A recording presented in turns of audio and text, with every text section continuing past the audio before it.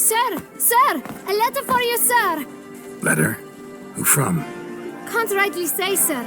I was just to deliver it.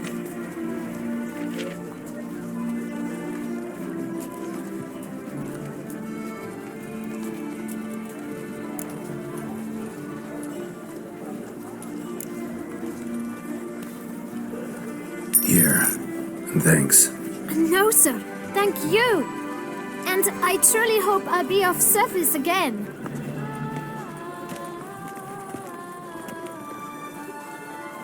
My dear friend. I've been told you're on a jaunt to Tucson. I do hope you don't overtax yourself during the wine festival. The effects of such exertion at your age can indeed prove most detrimental. I've come upon some information which might be of interest to you. While browsing through a colleague's book collection, I found mention of one Professor Moreau of Beauclair, who conducted research into Witcher mutations. The details I've come to learn are rather vague, and his laboratory's location remains a mystery. Yet his journal should at least provide hints as to both. It is said he was laid to rest with it in his tomb. I enclose a map I found in the tome I happened upon. Though less than completely legible, I trust it will prove useful nonetheless. Should you grow tired of sampling Beauclair's ladies, wines, and other exquisite delicacies, this matter might prove a fruitful diversion. Investigate at your leisure. Your friend, Yennefer. A professor who studied Witcher mutations. Might actually be worth looking into.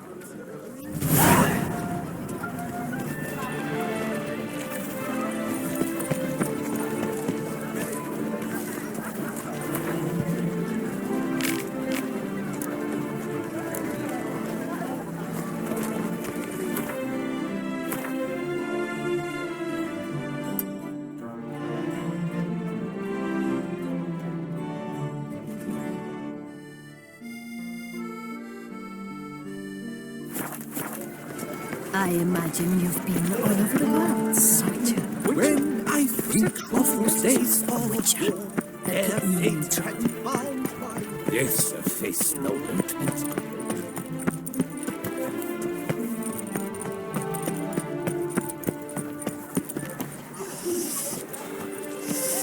Quite the fragrant whiff. What is the pheasantry stewing up? REDengine. Might be worth looking into.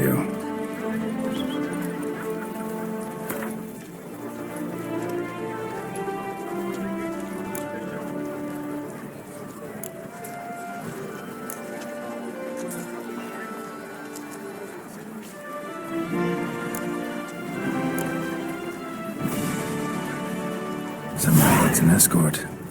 Not something I do often, but might be worth investigating.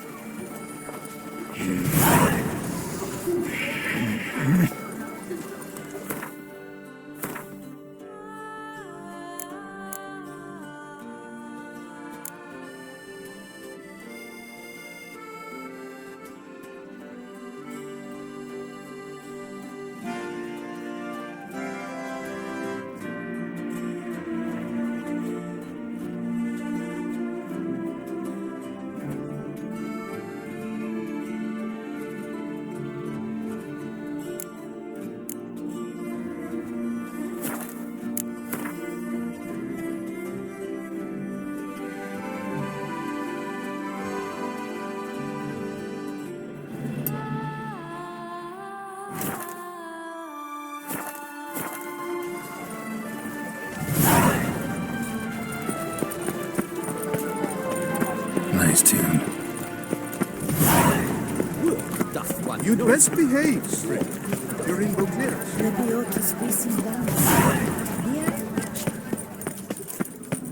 Those noises again.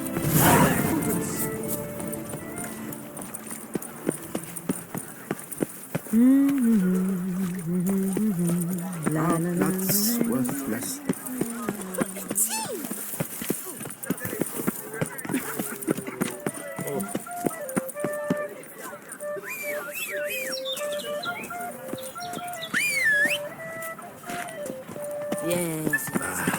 burning it first. Not good.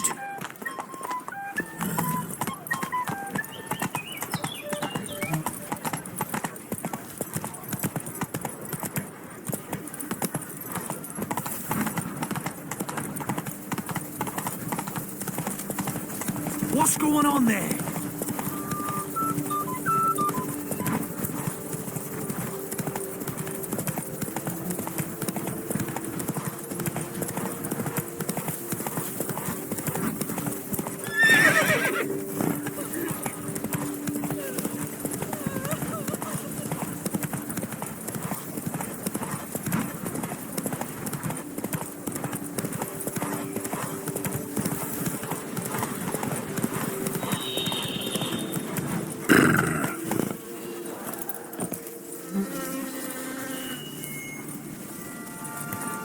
Regis.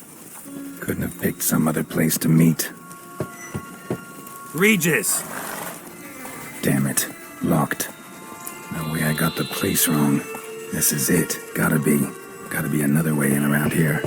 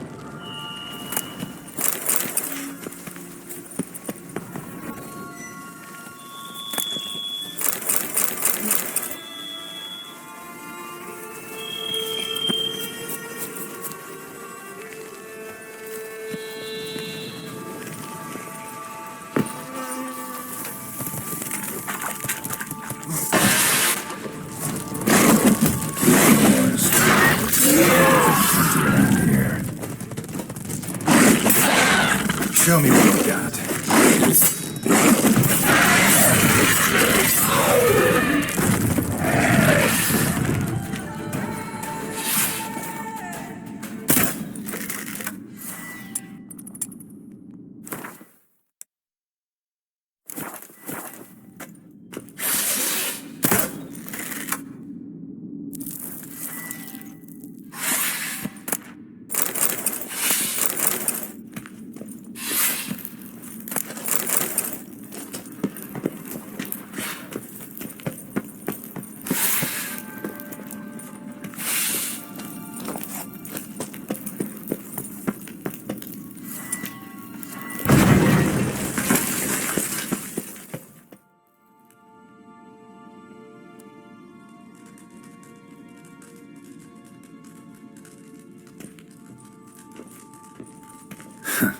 Agreed to meet a vampire at a cemetery.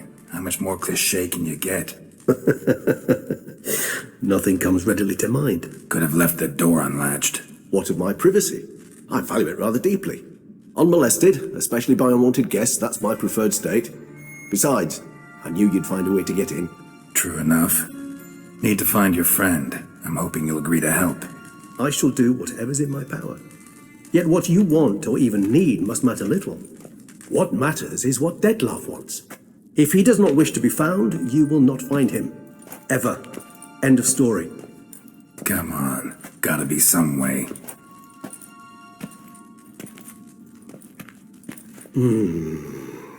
Vampires can evade detection by the senses, and no divination magic works on us. Even the most precise megascope would be useless. And this? Could this help?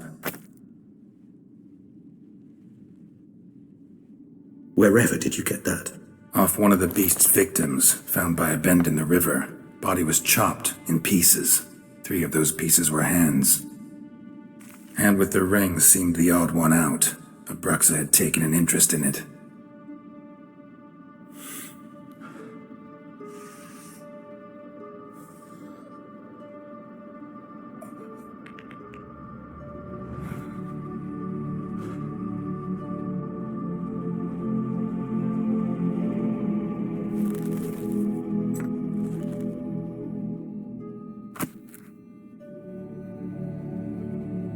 It's Detlef's hand, without a doubt. It will do splendidly. The hand. What do you plan to do with it? You've heard of Kovinaris' theory of tissue memory retention. Rings a distant bell.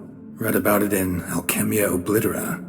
There's a copy at Kaer Morhen, tattered, nearly disintegrated. But if memory serves, Kovinaris never managed to prove it worked. He did prove it, just never managed to publish his findings. He and I corresponded, you see, after we became friends. Thus, I know he completed his research and performed the first tests. It's complicated, so without delving into details, it is possible to use any piece of tissue to reconstruct what a whole body experienced. How's it work? We need any special equipment? We must brew a decoction which Kovinaris gave a rather poetic name, resonance. Once imbibed, it sends one into a trance similar to that induced by narcotics. This triggers visions of events linked to strong emotions experienced by the tissue's owner. Picture it as dreaming a fragment of someone's life. Any chance we might see what Detlef was doing just before he lost his hand? Indeed. Though I also hope resonance will reveal the location of Detlef's hideout. Ring's pretty intriguing. Made of no metal I've ever seen. And the ornamentation. It comes from our home, where we lived before the conjunction of spheres. It's actually mine. I received it from a dear old friend. You might call him a humanist. He saw us vampires as guests here, guests who owe their hosts, meaning you humans and the elder races, respect. Respect? Meaning not to treat us like cattle to be slaughtered for food? Precisely. And the reason why I in turn gave it to Detlef. To remind him of the ideals my old friend championed. Kovinaris spent half his life proving his theory. Wild guess. Making a dose of resonance won't be easy. You guessed correctly. In addition to Detlef's tissue, we shall need a powerful occipital lobe stimulant. Effectively a poison, to make one susceptible to visions. Well, got a few ingredients to choose from. Unfortunately, all are pretty rare. There's mamoon glands, but closest ones I know of are in Vizima. A spotted white saliva would also serve, but they were culled to extinction over a century ago. Could go with a kobold's eyes, but the creatures are sentient. Rather not gouge one's eyes out. Given that we lack the time to sleuth this out ourselves, permit me to summon some help.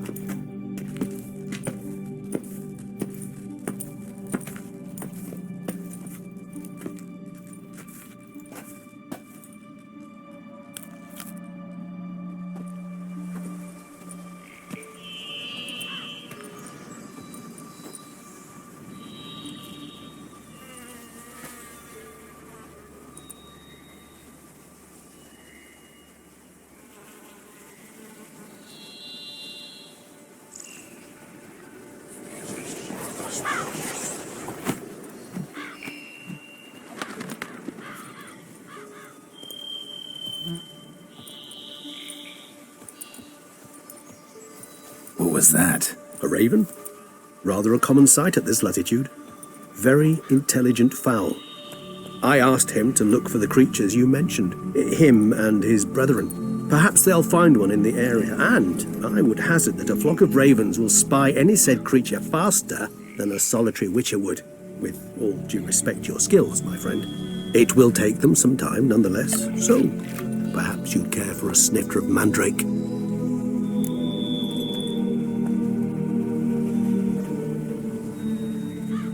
Rarely say no to a snifter. Sadly, this is but a weak infusion rather than a proper distillate. Even better. I remember your mandrake hooch. Made people say things they'd have rather kept to themselves. Now, what could Geralt of Rivia prefer to keep to himself?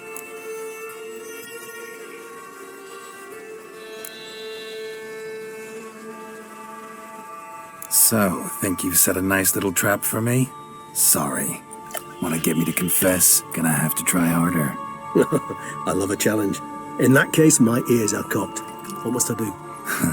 How about you get the ball rolling? Reveal one of your secrets. Vampires, intriguing creatures, must lead fascinating lives. Anything in particular interest you?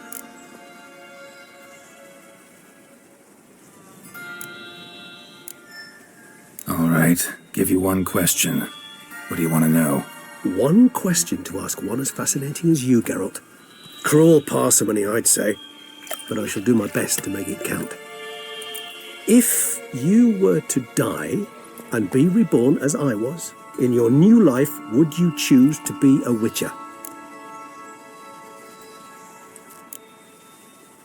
That's what interests you most? Whether I'd like to be a witcher again? Many things interest me, but we've not much time left. Please answer. Never chose to be a witcher. Fate chose for me. Had it been my choice, I'd have picked a different profession. A profession where I wouldn't have to risk my life every minute of every day. Maybe even one that had earned me some respect. Thank you for being honest. Honesty is an attribute of the truly brave, and thus a privilege of the very few. Still no sign of your winged friend. Sure it understood what you wanted? Dead certain. Let's wait a bit longer. It'll return soon, don't doubt that for a moment.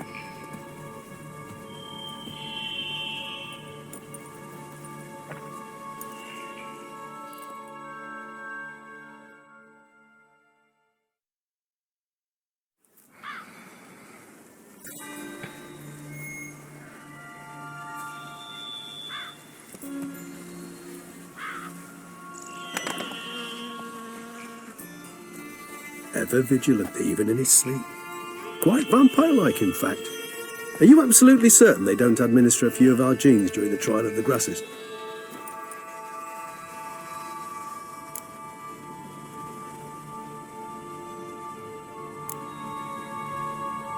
Appreciate the compliment.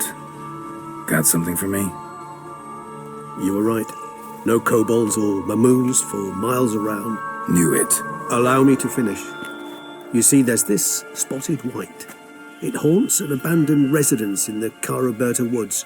Impossible. My brethren hunted down every last spotted white before I was born. Then it seems you must revise your knowledge of spotted whites. For somehow this one managed to survive your brethren's onslaught.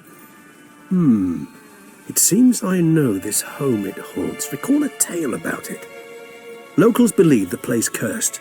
Perhaps that's how the whites survived entirely unmolested. Know anything else about this curse? I don't recall much in particular. Really don't attach much importance to such things. It was mentioned to me as an anecdote, no more. Come on, search your memory. Something, anything could be important. I believe it had a relation to hunger, or, perhaps greed, rapacity. Someone was punished for something... Textbook definition of a curse, pretty much. Sorry, Geralt, I try not to clutter my mind with the details of every far-fetched tale I happen to hear. What are your thoughts? A specimen of a species thought long extinct, and a curse, in one place. That a coincidence, or are they related? Ah, professional curiosity. Personally, I've nothing against you delving into this dilemma, but please remember we need the white's saliva. Nothing beyond that. Whites rarely appear in the woods, even less likely to find them in abandoned human homes. They inhabit remote wildernesses, old abandoned cemeteries. What's your point? This might not be a spotted white after all. Your little helper might have made a mistake. I sincerely doubt it. Ravens are devilishly intelligent creatures, and they've highly developed observational skills. What exactly did they observe? The area around the estate. It's covered in spoons. Spoons? Spare me the skeptical smile. I'm but the bearer of this news. Or perhaps this spotted white is a hoarder.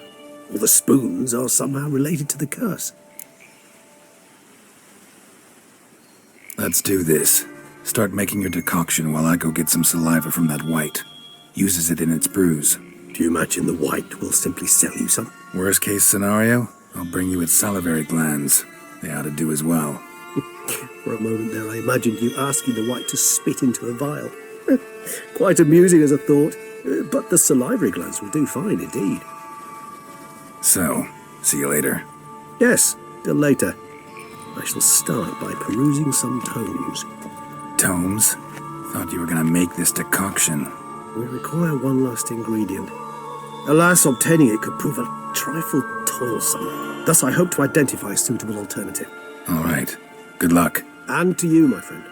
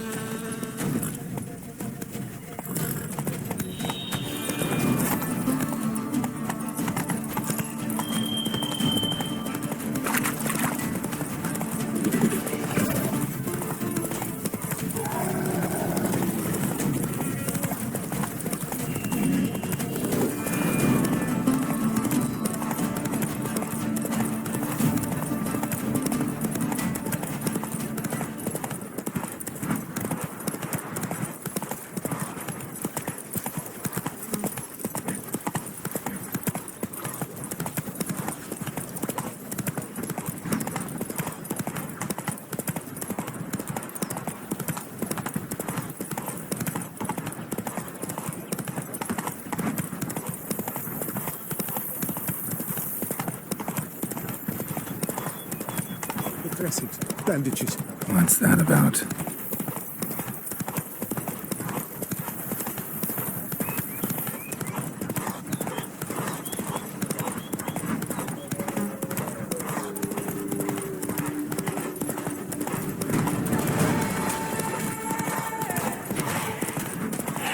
Bar guests. Never a good omen.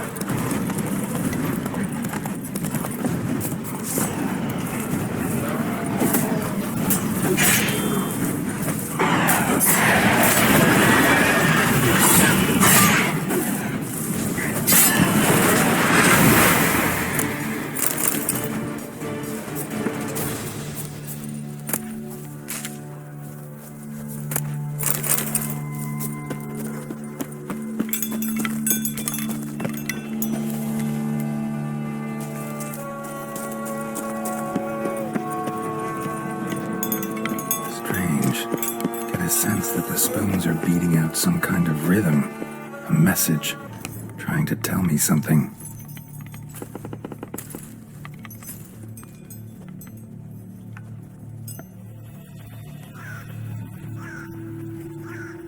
None shall sit and dine with you at your table. No spoon you have shall say to you. Never again shall you wish to spy your reflection in the mirror. Sounds like a curse, all right.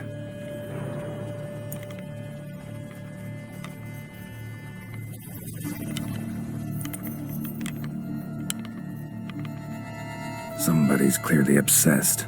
Regis mentioned the place might be cursed. Can't be a coincidence. Need to look around.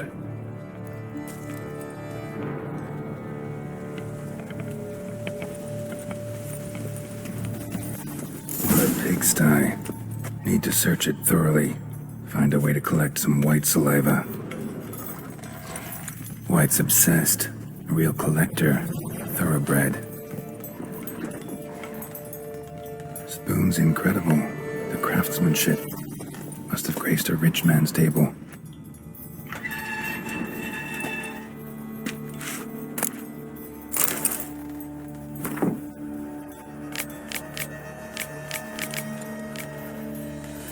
Poor girl. Realized she was changing into a monster. Recorded it in her diary. Poignant.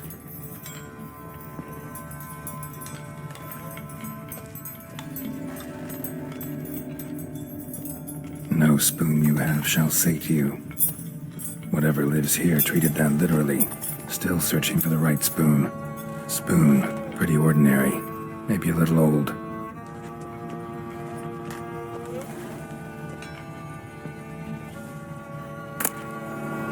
Slide key. Sophisticated crafting. Tag bears a description. White's a true collector.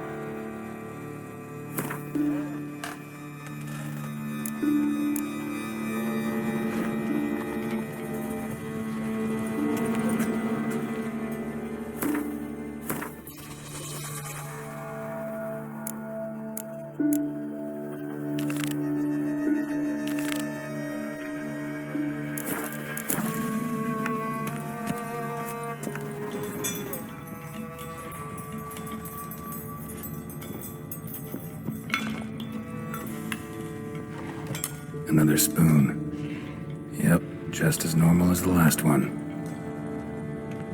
Skeletons. Doubt they came here willingly. This have anything to do with the curse? None shall sit and dine with you at your table. It'd make sense.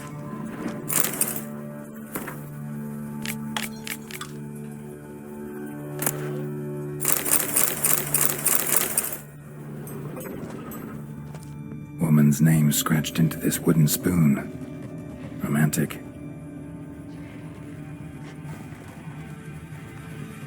Right on, bit right off. Teeth all knocked out. Somebody tried to force feed him. Broken neck, indentation in the skull's lateral surface. Smacked in the head with something heavy. No claw or fang marks. Probably choked to death.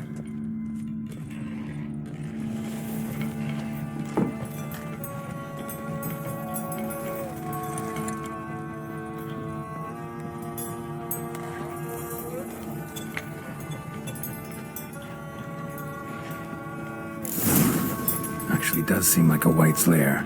Bit atypical, but still. Cauldron should be somewhere around here. White's obsessed. A real collector. Thoroughbred.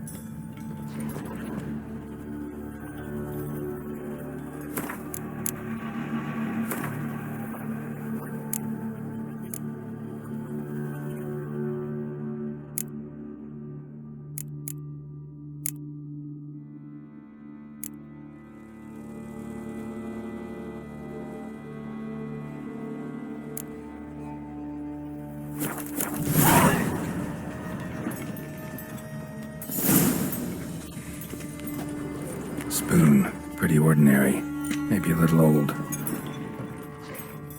Cauldron I was looking for. White's not particularly tidy. Table's set. White, who lives here, is getting ready for some sort of feast. Cauldron's empty, unfortunately. Regis needs some brew. Afraid he won't get that. No choice but to hide and wait for the saliva glands and their bearer. Need a spot that'll let me observe the cauldron. White that lives here, definitely afflicted by a curse, and it's been trying desperately to lift it.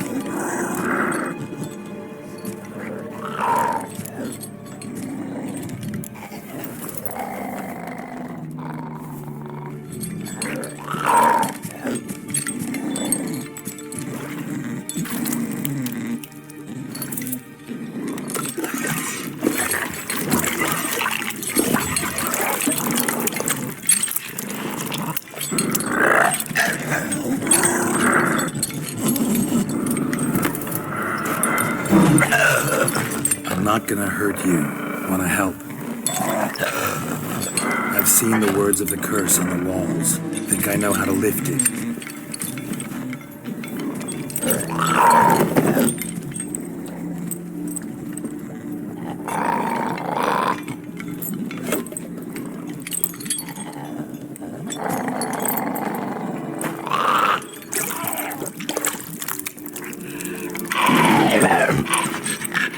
You tried to bring folk here, convince them to sit at the table with you, right? Well, I'm gonna be your guest now. Your willing guest.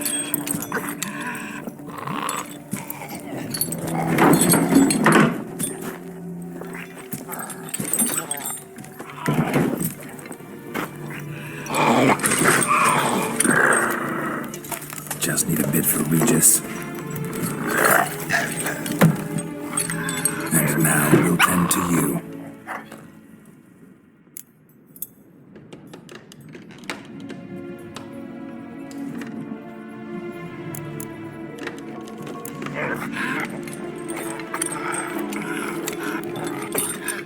We can't use spoons. No, that won't work. You've been looking for a spoon that would feed you, but there's no such spoon. We need to eat without spoons.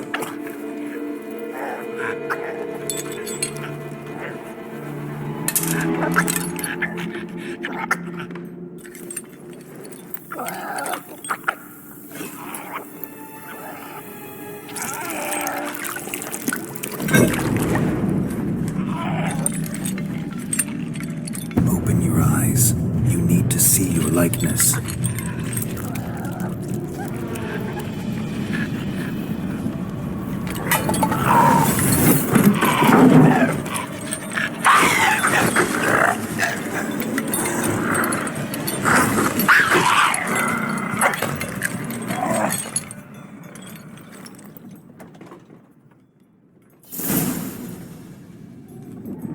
Think it worked. Just not quite like I expected.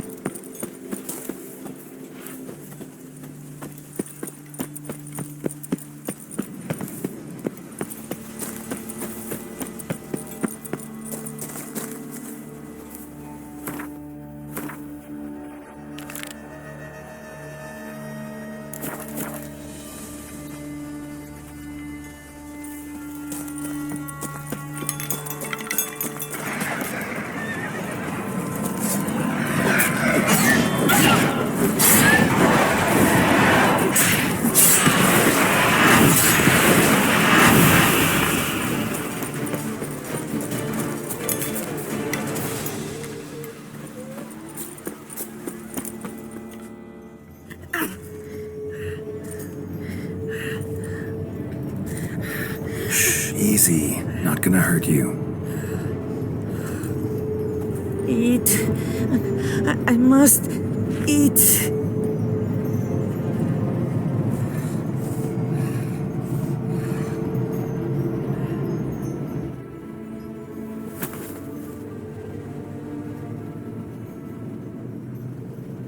I'll take you someplace safe.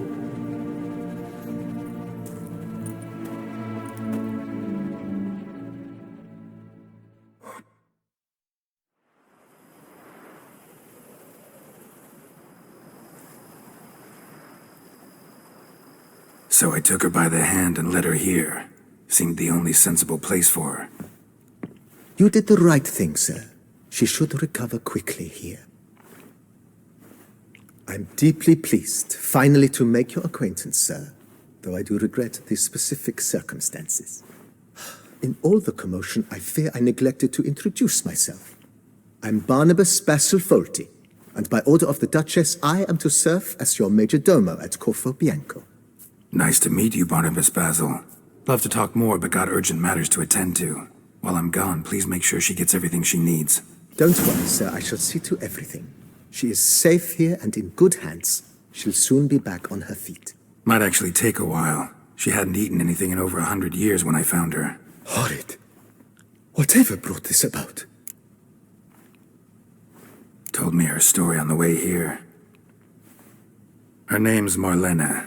She was once the very beautiful and proud heiress to the Trastamara estate. One evening, when she was holding a banquet for friends, a beggar came to her gate seeking alms. He had a bowl and a spoon with him. He sat outside her fence and waited. I've heard of the custom. An ancient rite of hospitality that obliges one to give food and drink to such a guest lest he depart hungry. To neglect the custom is to bring great misfortune down upon oneself. Marlene didn't care a whit for the old customs. She drove the man off, saying she'd rather feed the leftovers from her feast to her dogs than to give the beggar anything. The beggar then broke his spoon, cast a curse. She was beautiful, so he said she'd never wish to look at herself in the mirror again. Since she adored feasts, he swore no one would ever wish to sit and dine with her. And as she even refused him the crumbs from her table, he swore she'd never find a spoon in the world that would sate her hunger. A harsh punishment. I imagine lifting the curse was hardly simple. Curses are tricky. They play on irony. Always gotta figure out what the catch is. Marlene had spent decades looking for a way to lift it. Transformed into a wight, she stole spoons and lured folk into her home, trying each time to get them to dine with her. Didn't work. So what did? Someone had to sit down and share a meal with her, of their own free will. They had to eat without using spoons and make her look at her reflection. That's it? That was all it required? Simplest solutions are sometimes the last that come to mind. Besides, when you're a wight, it's pretty damn hard to find willing human company for a feast. I imagine so. But, most importantly, it is now over. Please, don't worry. She will be in good hands here. Vineyard comes across as a place with a rich history. Know who owned it before me? Baron Rossel, who went bankrupt, forcing him to sell the estate to the Duchess. The Baron, in turn, had purchased it from Monsieur Bolius of the Headsman, a truly colorful man of Ketweni origin. He was actually a headsman? No, not him, but his great-great-great-great-grandfather. Indeed. Apparently, he was a common cut-purse who somehow secured for himself the post of ducal headsman in Beauclair. Went about his work with an exceptional penchant. They say he chopped off more heads than there are grapevines in the ducal vineyards. He never hesitated, not once. Never sliced unevenly, never botched a job. For his exemplary service, the Duke granted him a title and this estate. Monsieur Bolius, on the other hand, was an engineer in his younger years. Once retired, he settled here and took to producing wine. Sadly, misfortune struck and he lost his sense first of smell, then of taste. Additionally, he could not drink alcohol. His medic forbade it. Shame that. He gave up making wine? Not at all. He made even more of it. Began throwing wild balls to which he'd invite friends from far and wide in order to treat them to his wine and delight in the fact that at least someone could enjoy it. It's the sort of man he was, Monsieur Bolius. Mind giving me a little tour de Corvo Bianco? Not in the least. Follow me, please. I think it would be practical to begin on the hill.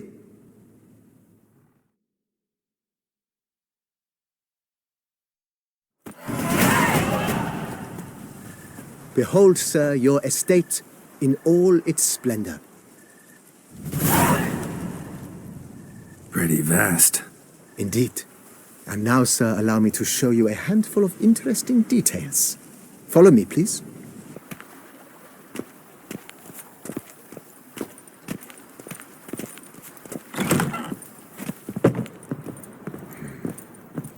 And welcome inside.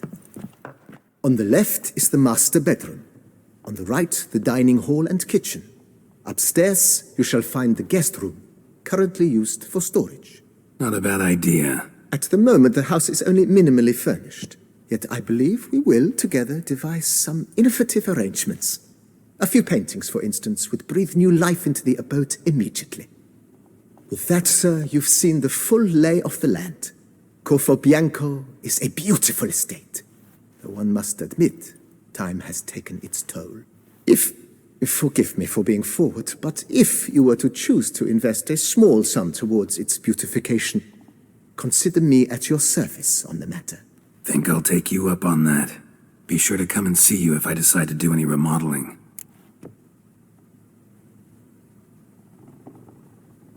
Mentioned the place could stand to be spruced up. Oh, most decidedly, sir. The question is where you would like to begin this rejuvenation.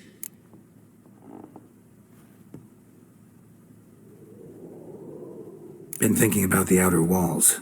Maybe a fresh coat of paint or some patching. If I might dare to make a suggestion, why not start with a general renovation?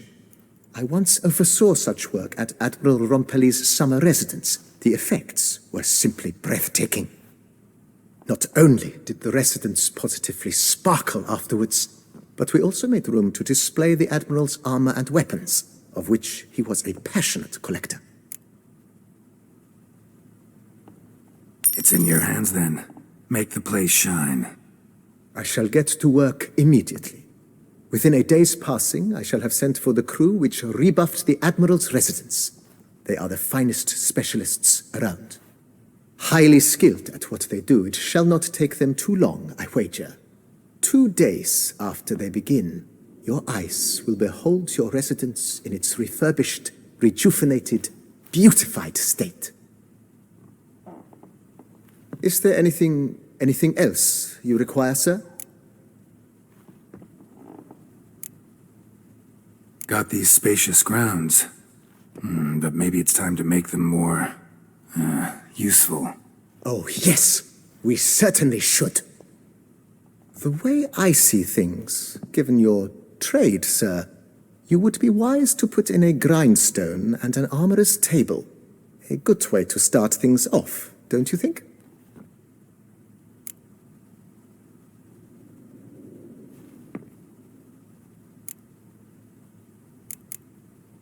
Let's put a pin in this for now. Remembered I have some urgent business to tend to. Not the slightest problem, sir. I am here to serve whenever you desire.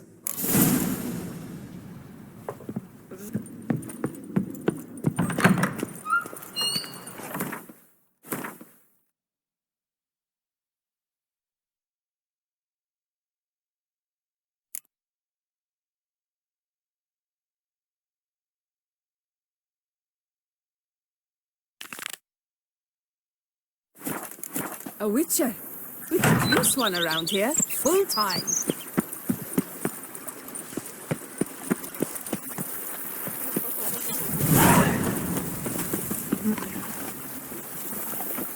Eat something. No.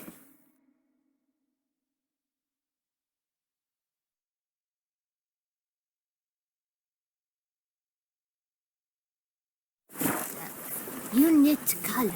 You look horrid.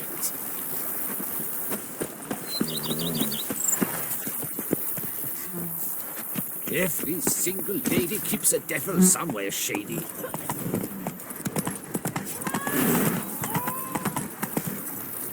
Slow now. Whoa.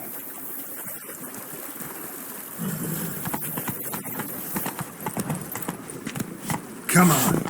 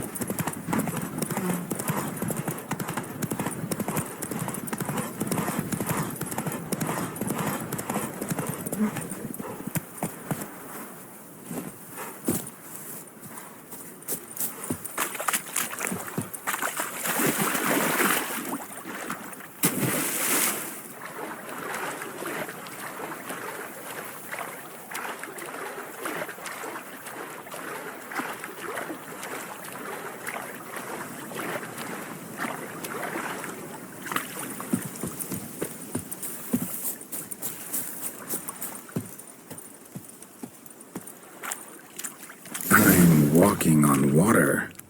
Just like... Like who?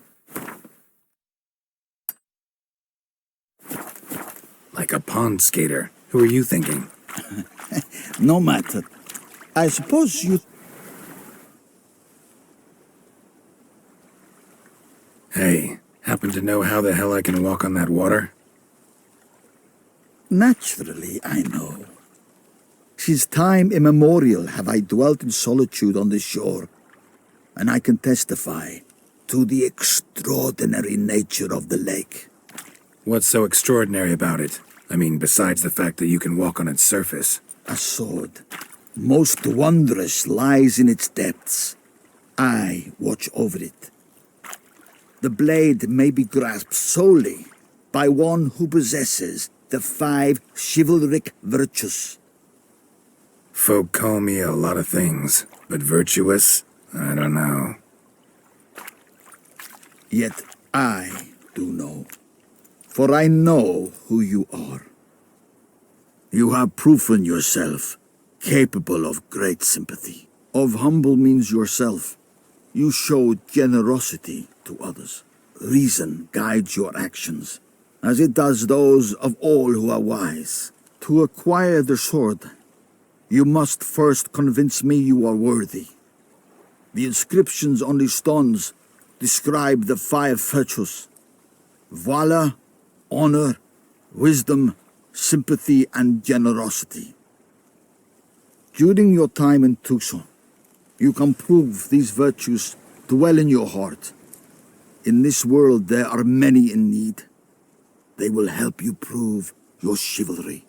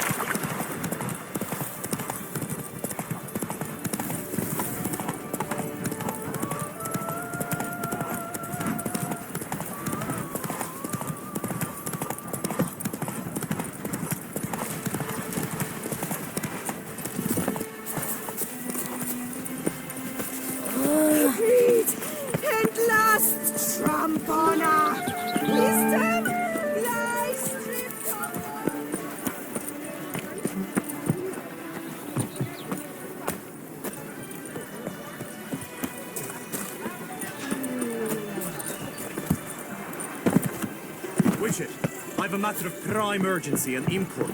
I must...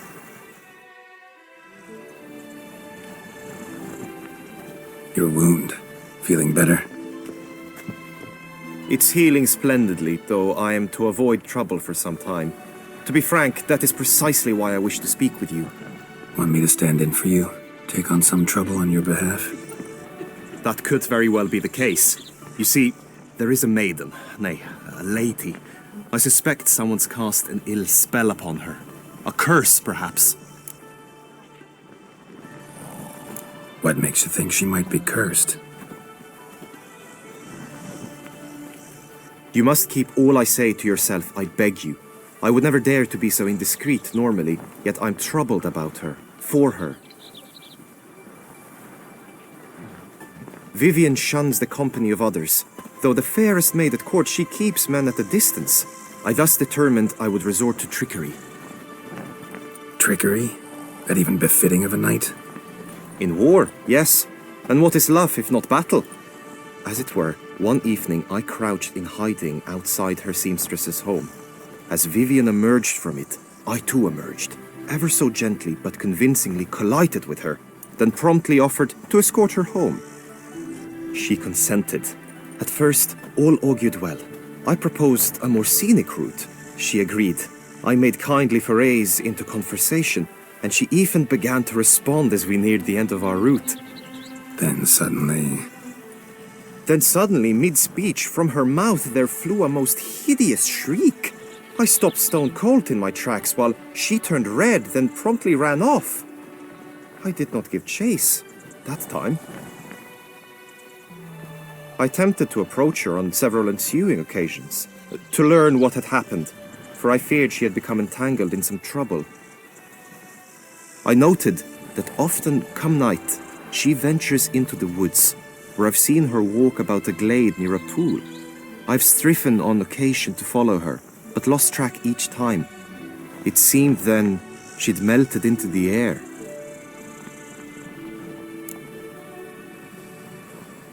Tell me more about Vivian. Who is she? What's her story? She's Her Enlightened Highness's lady-in-waiting. Her mother was a lady-in-waiting, her father a knight. That is all I've learnt, for the Duchessa grows angry when asked about her. Vivian spends her days within the palace walls. Yet we are in luck, for she has been named the tourney's patroness this year.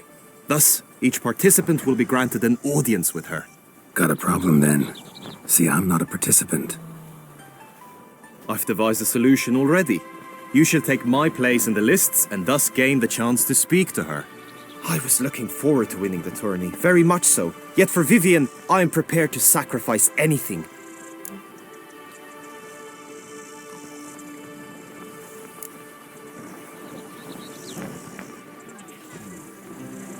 Fine, I'll look into it.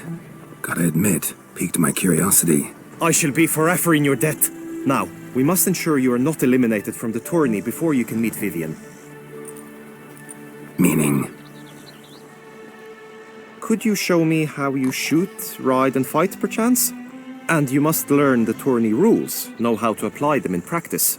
I did not mean to suggest I doubt your abilities. Everyone must train, even a witcher. Besides, the tourney contests must surely differ, require skills you don't usually apply, races above all. The choice is yours. Where shall we start?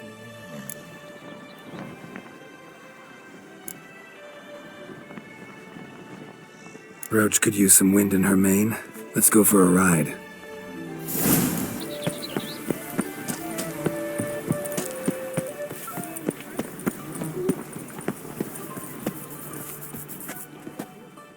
Greetings. Want to join the lists? Naturally. We must first see to formalities, however. At Guillaume's request, I have looked into your personal history in its heraldic aspects. Really? What did you come up with? My findings show you may take part as Geralt of Rivia. What a surprise. Or as the Honorable Ravix of Forhorn. It's not every year we have a combatant who can boast of 2 crests. Which do you prefer?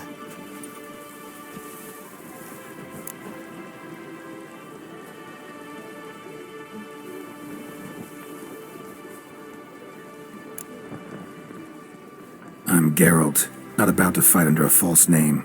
You may now take the shield bearing your crest. I'm a witcher. Shields aren't something witchers ever use in combat. Who mentioned using it in combat? Not I. The shield commemorates your participation in the tourney. You may take it as a souvenir. In that case, thanks. Have you been instructed as to the tourney's challenges, prizes, and vows? If not, I do hope you will allow me to tell you about them. Feels like I know everything I'd ever want to know about chivalric tourneys. Splendid. In that case, you must make your vow. Upon what would you like to swear it?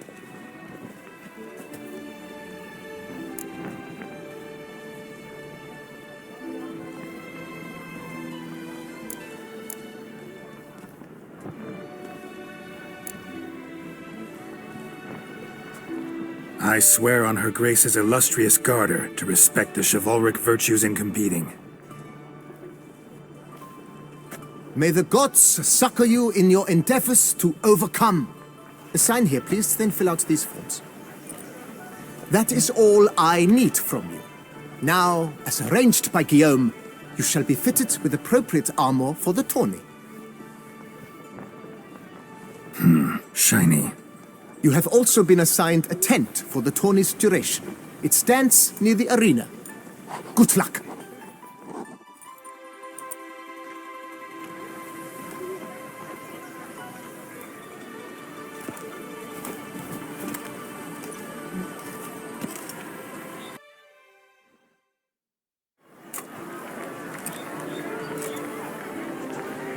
Geralt, well, I'll be...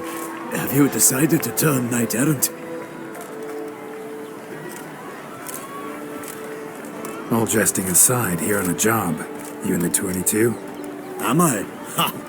I shall square off against Renfan of Atre. I saw him just moments ago, a nervous wreck, stuffing his nose with fish steak, no less, as if that would aid his determination. Guessing that's against the rules. But who's to tell the Nilfgaardian what to do? Listen, Geralt, I've a tip for you. The timing of your marksmanship duel is such that you shall have the sun in your eyes. Makes no difference to me either way. Nor will it give you any pleasure. Since, as it is, we must both wait, play me in a round of Gwent.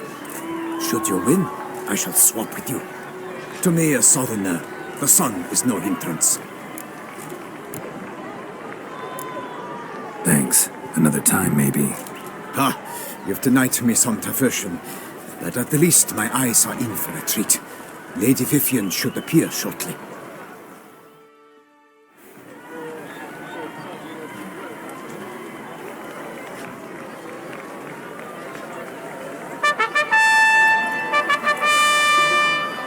Fair knights, I salute you. The honor and duty of tourney patron have fallen to me this year. Fight honorably, so that I may bestow upon one of your number the tourney's grand prize. You have sworn your vows. You have readied body and soul. The time has come to test them.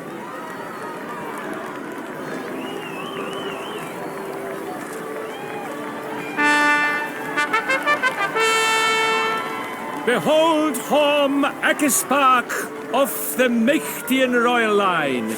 His name's quite the mouthful, a true challenge to rhyme. His targets to be hit centrally and true are the ones in blue. Against him new blood, a knight unknown till now. Sir Geralt of Rivia, give us a bow. The targets he must with his quarrels thread are red. May the better man win.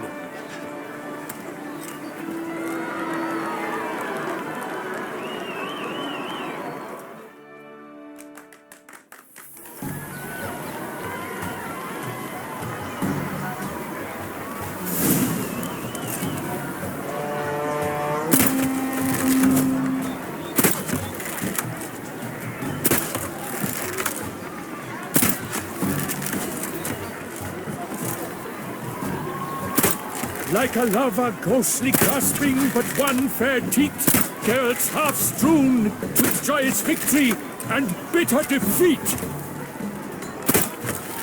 Geralt jumps ahead.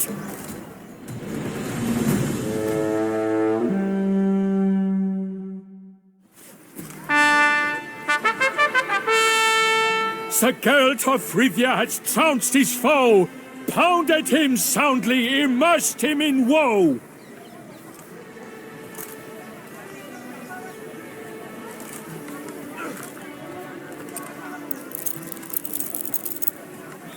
Your prize, sir. a crossbow adorned with your crest.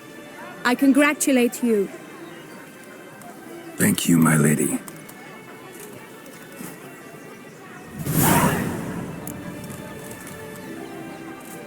My medallion's vibrating strongly. Can only mean one thing. Magic. The explanation is disappointing, I'm afraid. The fragrance I use, it's mixed by a sorceress.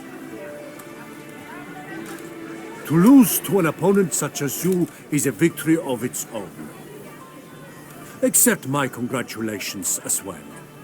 Thanks.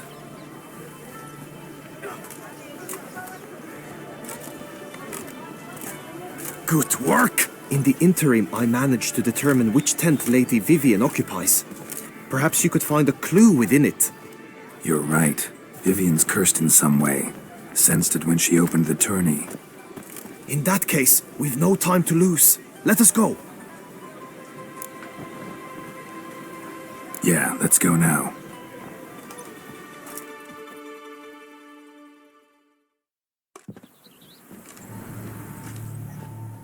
This is her tent. You must look inside. Search it. I shall hoot like an owl should someone approach.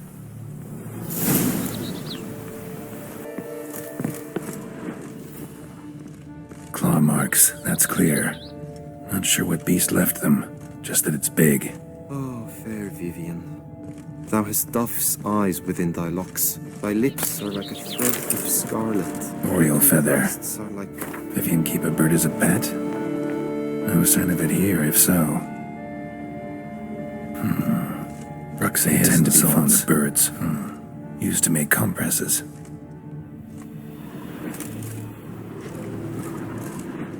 Clothing's all dark green and yellow. Seems Yen's not the only one with a fixed color scheme. Someone approaches. Quickly! You were supposed to hoot. We shall speak later. We must return to the tourney now. It's time for the second contest. Sirs, what seek you in my lady's tent? Inspiration? Be gone from here.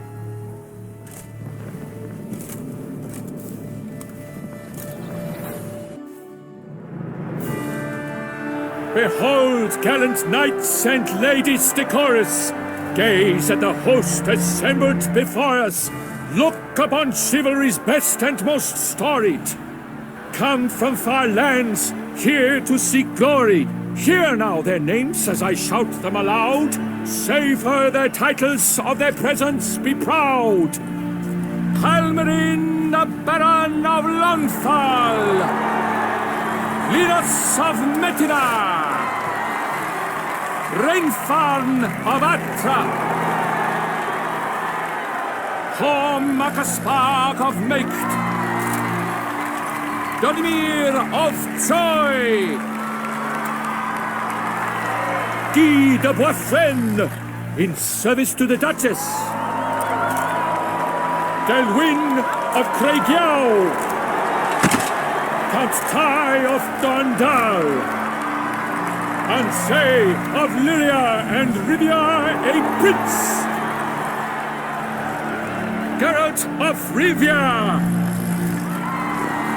For Gregoire of Montgorgon, let out a roaring cheer! The faint fire of silence, tourney champion from last year! Today's winner of contests, his victory to secure, shall face a Gregoire in a challenge severe! Does ignorance demand a bard intercede? Does someone need telling how tourneys proceed? How dare you enter a tourney for nobly born knights? Your knighthood came through the grace of my mother Meath, Queen of Lyria and Rifia, whom you treacherously deserted mere days later. Your presence here is an offense to my honor. And yours is an offense to my eyes. If you're done, step aside, Prince.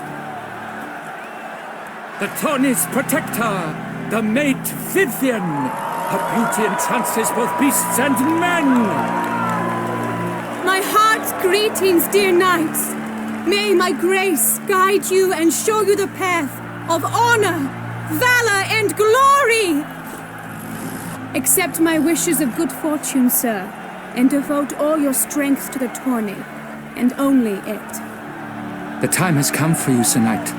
Mount your steed. Swift be your flight. Ladies and gentlemen of lineage illustrious, soon steeds shall swarm like ants most industrious. To beat time's passage they'll ride like the gale. What a sight to behold, what a lark, what a tale!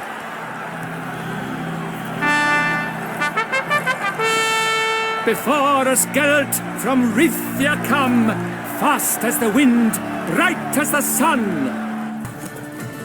Take it easy. A race of such style, such grace, such speed, to watch was a pleasure, a treat indeed. To honor our entrance, praise each fair knight, we shall feast from eve till dawn's first light. The finest of wine and food shall be served. If you've blood in your veins, come collect what's deserved. I congratulate you. Here, your prize. A saddle adorned with your crest. Many thanks.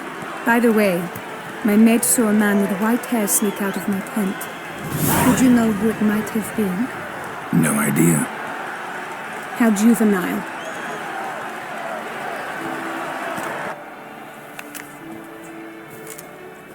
Congratulations on your win.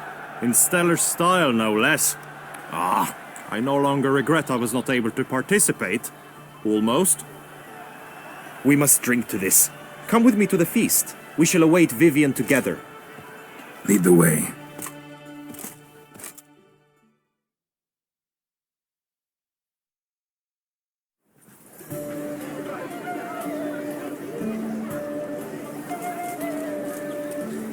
So, any thoughts on Vivian? Her beauty's striking. That is not what I ask. Still too early to say anything I'd be willing to stand behind. Found some clues. Got me wondering if your beloved Vivian's not a Bruxa. A Bruxa? You mean a vampiress? Not sure yet. We've still some time before Vivian arrives. Let us drink. Sorry, don't drink while I work.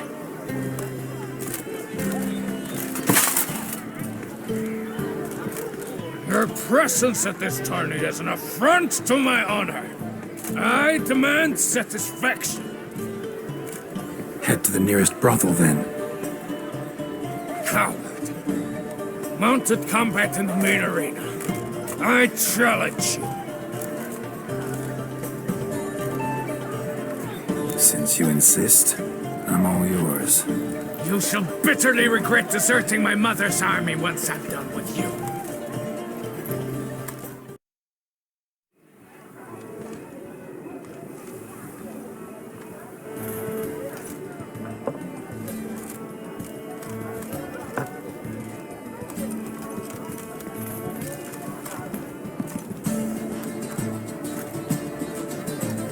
My heart swells to behold this beautiful celebration of valor and honor, and to witness you, who embody the chivalric virtues in your lives, strive for greatness.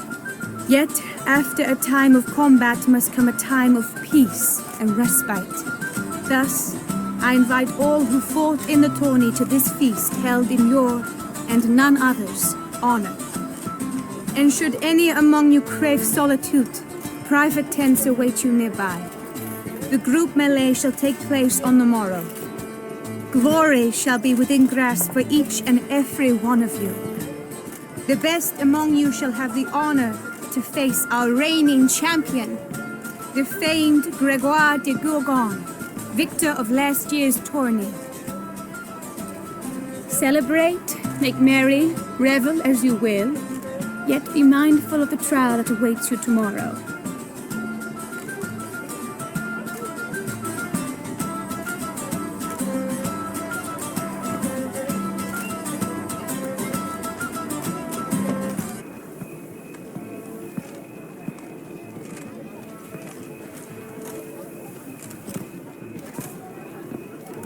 Follow her.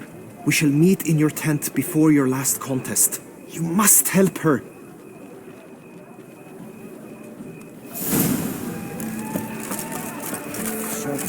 That grey-domed scoundrel! Not send the whip away those running riot. Don't you value? Strange. Was sure I'd find her here. Flew off. Worth going after.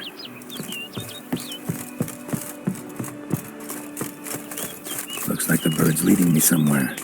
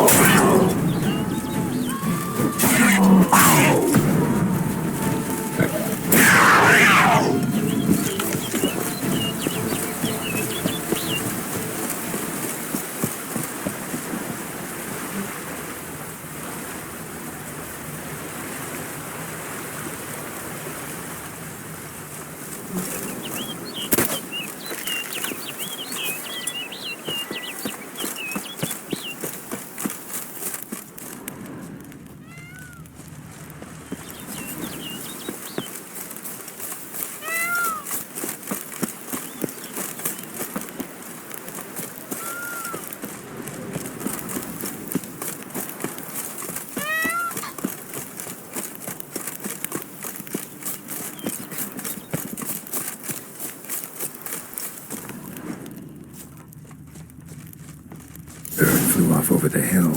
Might be quicker to pass through the cave.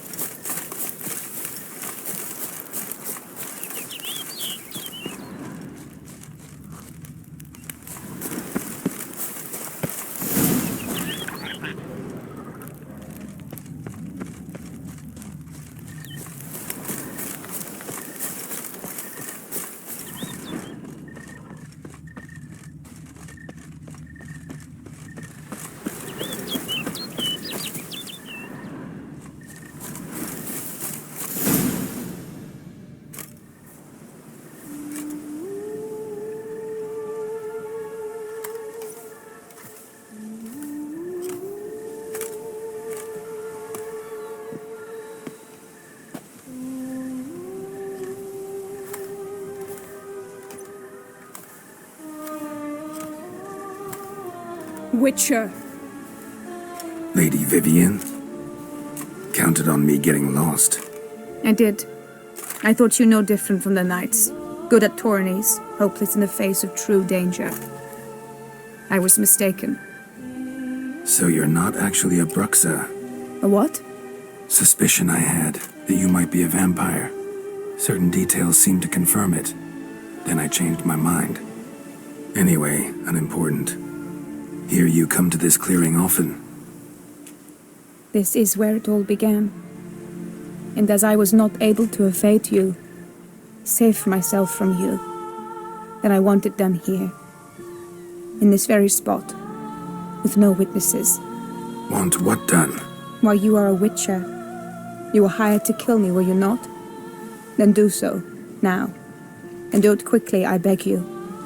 I shan't resist. Witchers only hunt monsters.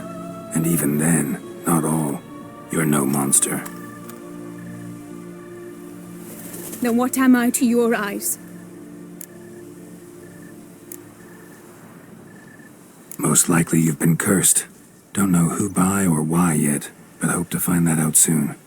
If you've no contract on my life, why take an interest at all? Did Guillaume put you up to it? Is that why? He wanted to help you. Asked me to do him a favor. Frankly, if I can do something for you, I'll do it, willingly. Why should I trust you? 'Cause the Duchess trusts me? 'Cause I'm a freak, too? 'Cause cases like yours are my bread and butter. Take your pick. You shall not turn on me. Use what I say against me. You shall not tell anyone?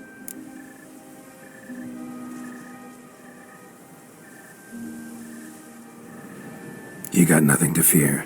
Came here to help you, and I won't peep a word to anyone unless I decide it's absolutely necessary. So be it.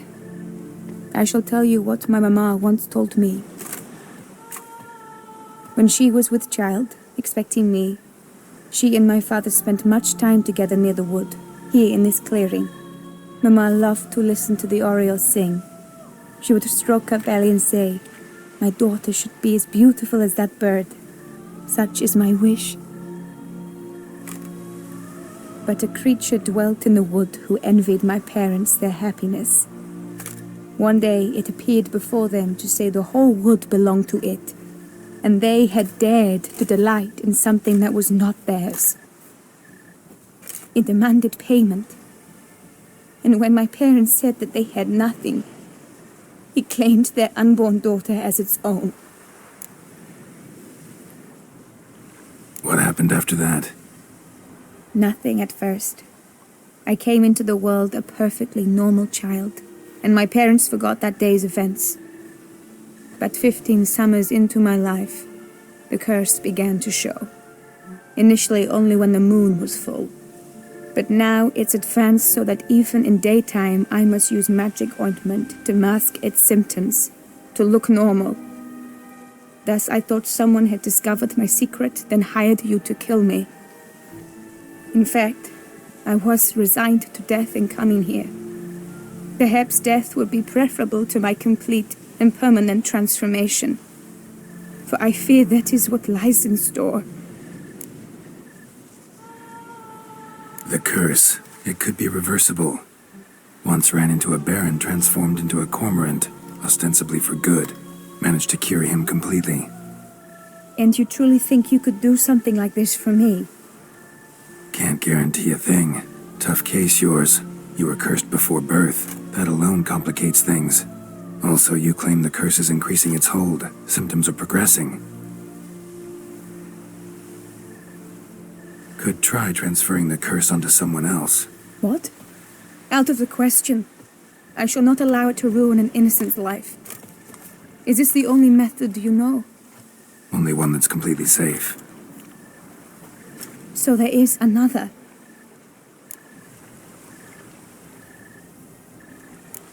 All right, there is another. Ancient ritual. We'd need an oriole egg. Should release the curse's grip permanently. Gotta warn you, though. Could have serious consequences. Consequences? What kind? Curse was cast before you came into this world. Ritual involved transferring it to an as-yet unhatched chick. You'd be free. Thing is, you could be left with the average lifespan of an oriole. 7 years. I understand. Alas, every rose has its thorn, and there are no happy endings. Yet truth be told, I never thought I would get one. I came here prepared to die, yet you wish to give me 7 years of life. Real life, free life. This is no dilemma. I agree, wholeheartedly. I see why. I understand. Don't have to decide just yet. Think it through. I will. They must miss me at the tourney grounds by now. Shall we return? Let's. But are you gonna... Did you learn anything? Yeah. Then speak, man. Can you not see I'm out of my mind with worry? What ails her? She asked me not to talk about it. But I want only the best for her. Perhaps I shall be able to help or, I don't know, console her at the least. Vivian gave me the details of her situation, but she did so in confidence. Promised I wouldn't tell anyone. But I'm not just anyone. Why, I would do anything for her. I was the one to ask you to help her. You cannot shut me out now. I'm sorry. Look, in time Vivian will come to understand what she owes you. I'm sure of it. But until then, you gotta understand the whole world doesn't revolve around you. How dare you lecture me? This is not the aid I sought. And to think I gave up my spot in the tourney to you. I regret it now. Do you even intend to compete to the end? Or now that you've bound Vivian to your terms, you no longer see the need? I don't back out of anything. I'll take part in the last skirmish. Besides, Vivian will be busy till the tourney's end. Indeed. In that case, you must meet the other knights of your team. They await near the arena's entrance, by the training ground. Got it. Thanks.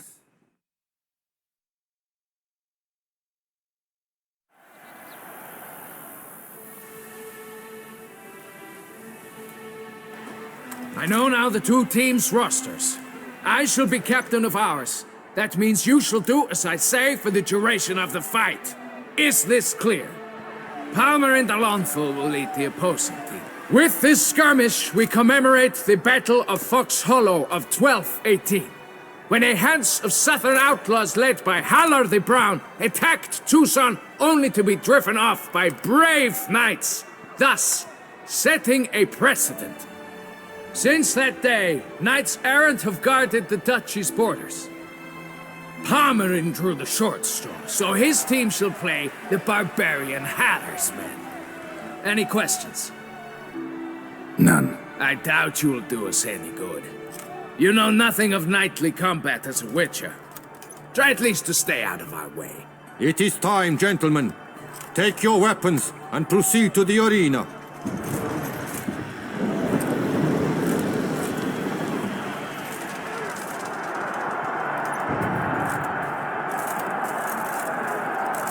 A cheer for the knights, the ladies, the lords. For our next entertainment, the teams shall cross swords. 2 rifle crews, 2 coteries shall fight full tilt till one drops to its knees. Who virtue ignores or lance blows unclean shall forever be branded as shameful, obscene. While the knights prepare, let me say I'm elated to behold such a crowd on edge, breath-baited. Whoever here wins the past champion shall face. All others must leave, heads bowed in disgrace. Boards! These Leviosa's wolves!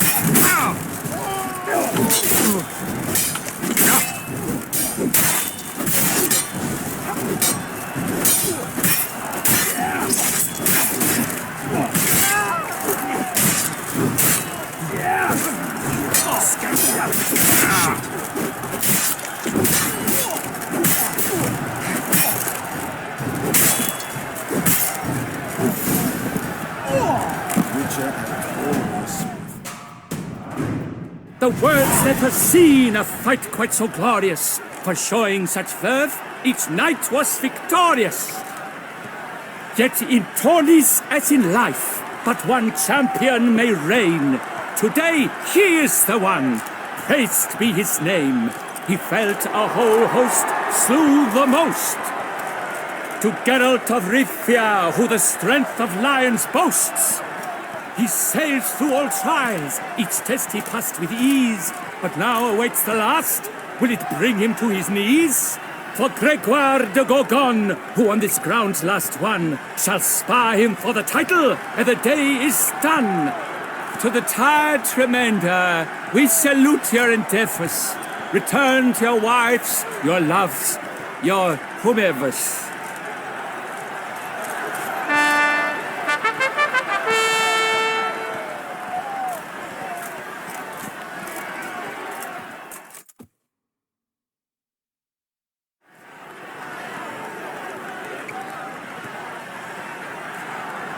It is time. Step into the arena. Should you suffer grievous harm during combat, have you any last wishes, any missives you wish passed to your loved ones? Thanks, I'm fine. The Witcher of Rithia, Geralt his name, though aged be his visage, do not disdain. His locks true are white, but he was born to fight. Now entering the grounds, a titan of infamy, Gregoire de Gorgon, victor of Lasses Tourney.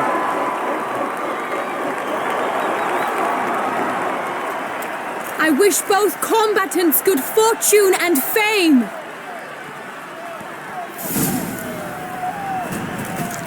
Pacing the grounds, the titan stares, ferocious and spry as wolves hunting hares.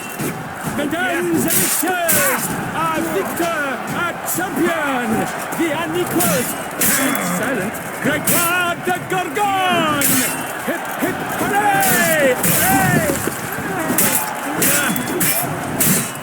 And now a few words from the sponsor, the Tuffo Vineyard. For strong bones and feet, drink Tuffo. A wine for your table, a wine for your soul.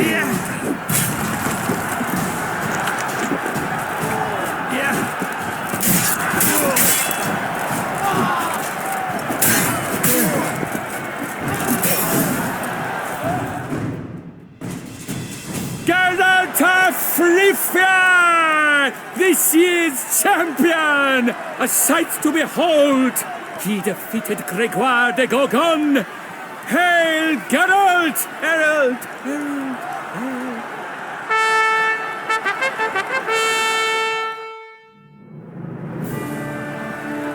As patron of this grand tourney, I've the honor to decorate our grand champion.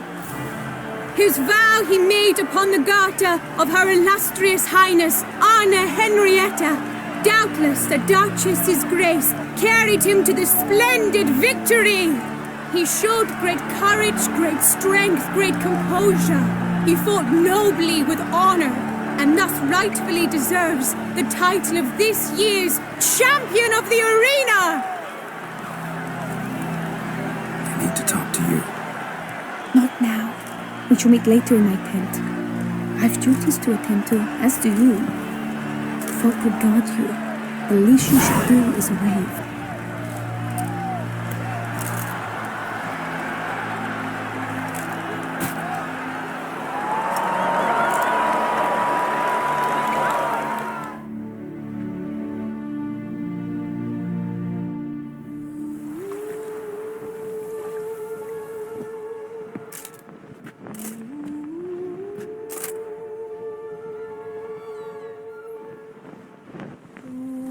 Greetings, my lady. Have you decided? I have. I stand by all I have said. I wish to endanger no one and thus choose the method involving an egg. If it's to be the egg of an oriole, I know where to find one.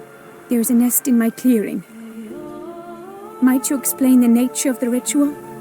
Its exact course? Sure, but seems you're tense grown ears. Show yourself, Guillaume. Can hear you breathing, and I know damn well it's you. Why are you here, sir? This is a private audience.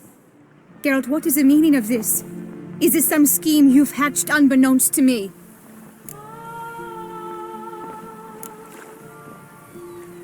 Guillaume's no foe. Though there's little honor in meddling, he meant well, means well. You guessed correctly. He was the one to hire me, but only because he wanted to help you. My lady, I live to serve you. Whatsoever you require, you need but beckon. I am yours to command. Are you quite finished? Is that all you wish to say? I suppose so. So you shall do what I command, sir. Very well, then. Listen carefully. Leave this tent, turn towards the duchy's northern marches, and run. Run until the tawny grounds are no longer within sight. Return only once you've cooled off. Then leave me be forevermore. Understood? My lady, but your troubles. I only wish the Witcher see. Out now!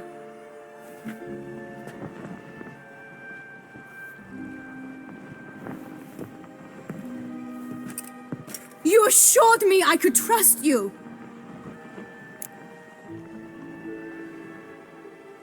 Absolutely sure you did the right thing? Not too hasty rejecting his help? Can't conduct the ritual using your reflection without him. Needed someone who'd willingly assume the curse in your stead. And you thought I would agree to this? No, Geralt. When we spoke in the meadow, you told me of a ritual which required no lusty knights to aid us. This is the method I wish to pursue. Need to find an egg, preferably an Oriole's. Ritual itself isn't complicated, but like I said before, there'll be a side effect. Still sure you want to go through with it? Yes. I saw a nest in the clearing where we spoke. But before we go, tell me, what will become of the chick? We'll have to break the egg. Like you said, not everyone gets a happy ending. And for a dream to come true, there must be sacrifices. Very well. Let us go.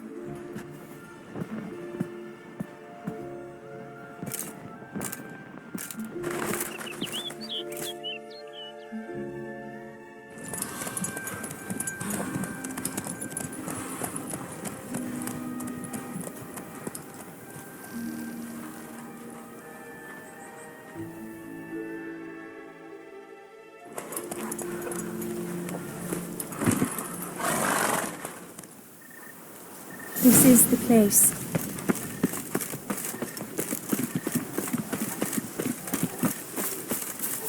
Oh no! A panther's got at the nest! Stand back. I'll take care of this.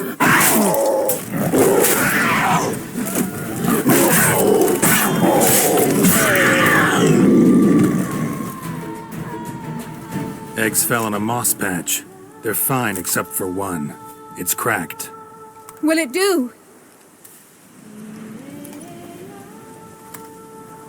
Think so.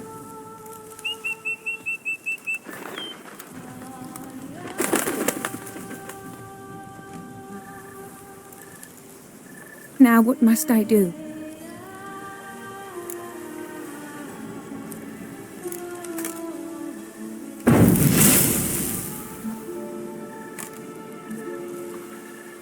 You need to concentrate now. Repeat after me. Muna Gandrau. Muna Finerat. Muna Gandrau. Muna Finerat.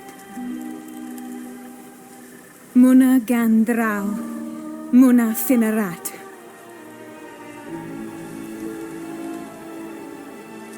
Muna Gandrau. Muna Finerat.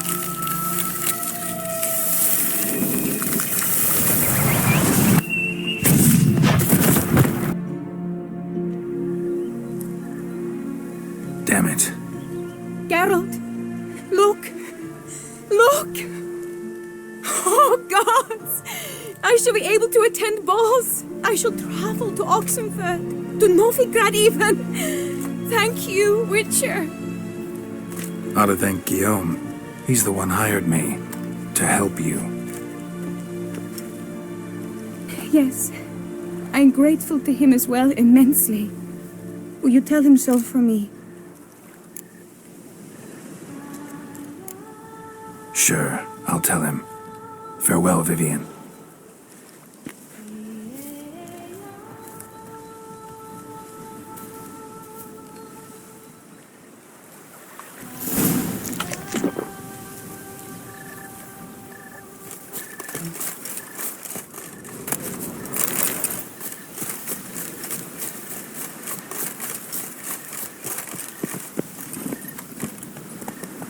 That's it, Roach.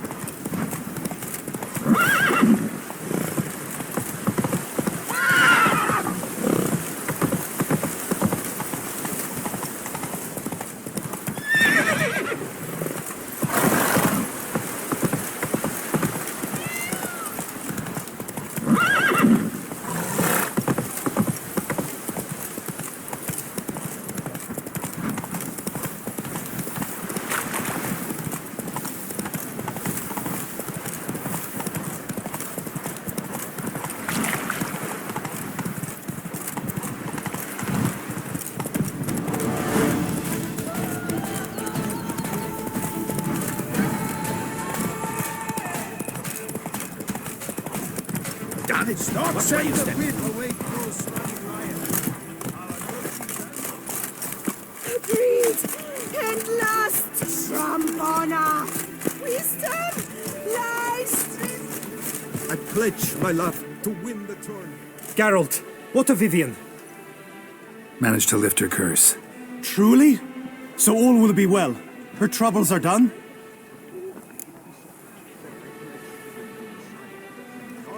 Vivian chose what suited her best. She's completely free now. And happy, I think. Without me. You helped her.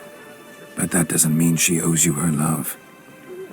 Got this bard friend, philosopher too, I guess, amateur. He'd say, if you love somebody, set them free. Do you know what, Geralt? You earned your reward, so take it. But keep your advice to yourself. Adieu.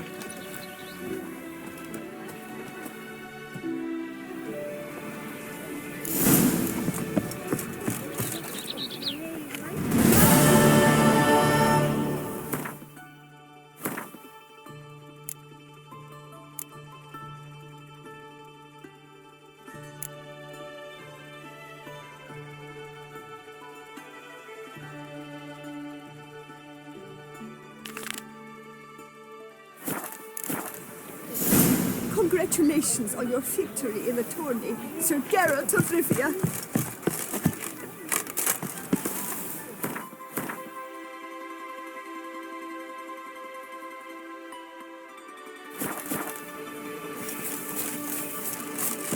The gods have sent a beast as punishment for our sins.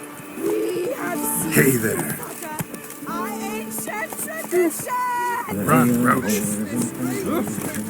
Ah!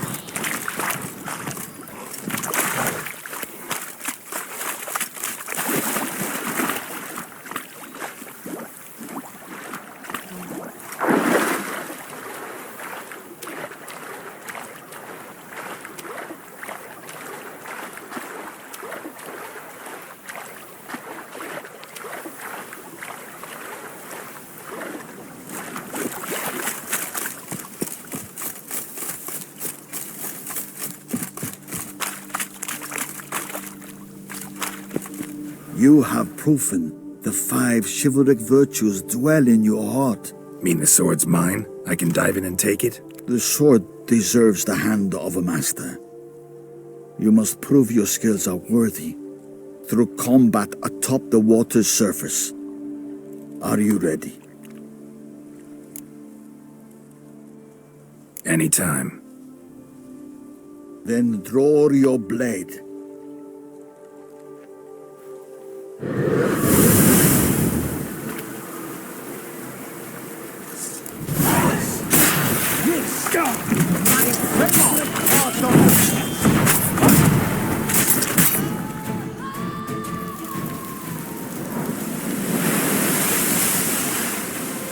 have proven worthy of wielding the blade, beyond all doubt.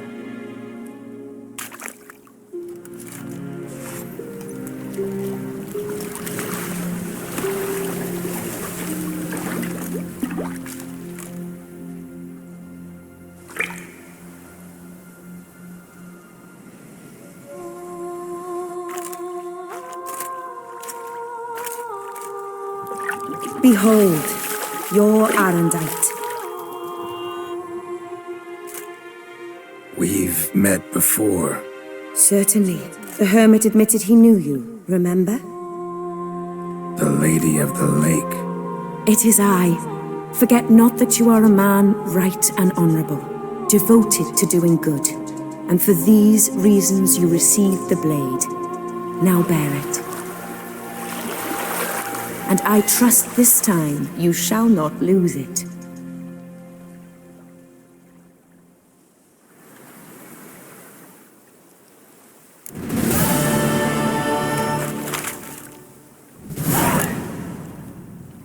Just wonderful.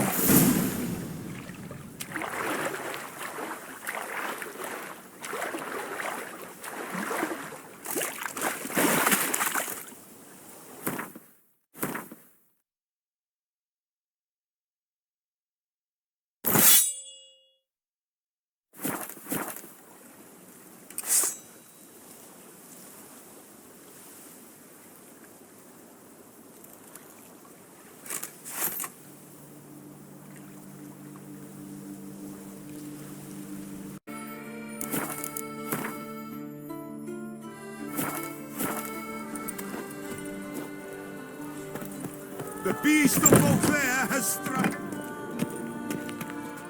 Greetings. A witcher from the School of the Wolf, here in Tucson. Greetings. I'm Lazar Lafargue. Geralt of Rivia. Seem pretty enthused. Got a job for me? Rather. Mind you, it's no monster hunt, but I'm sure you'll be interested all the same.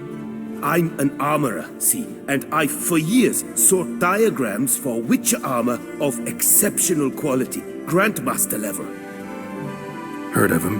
Never seen any, though. Thought they were lost. Not quite. For I've been lucky enough to learn that their holders came to Tucson. Alas, they then perished, but I know where. I just need a partner to help me retrieve them. If you know where to look, why not get them yourself? No offense, but do I look like a rough-hewn adventurer? Besides, who would serve my clients while I romped about seeking them? No, I rather leave it to someone familiar with such matters.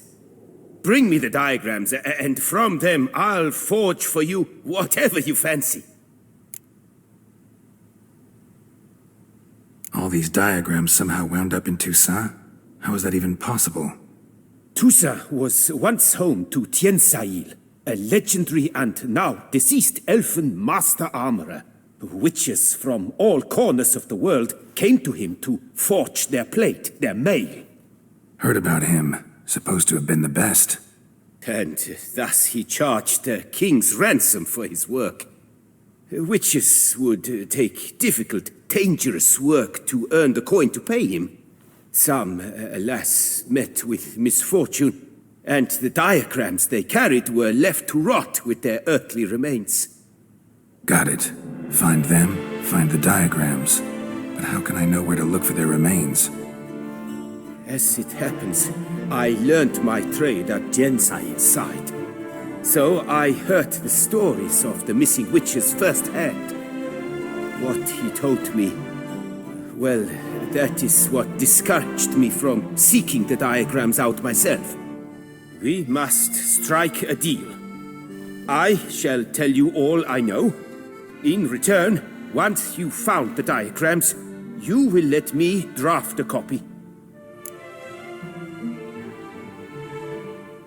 Where do I look for these diagrams? I know of 5 likely fallen witches, each from a different school, of the wolf, griffin, cat, bear, and manticore. Which should I start with?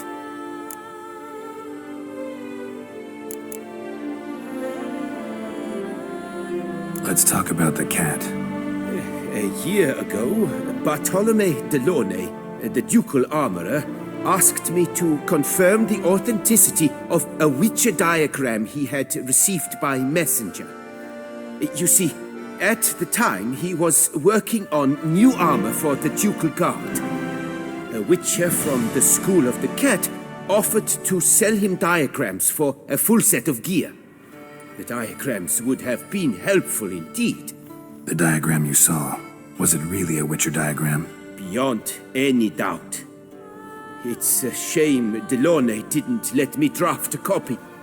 He was quite shaken up, afraid the Witcher might simply kill him and take his coin. Possibly a well-founded fear. Soon after, Delaunay disappeared without a trace. I would have searched his former home for clues, but it has fallen into disrepair, and it is simply too dangerous there.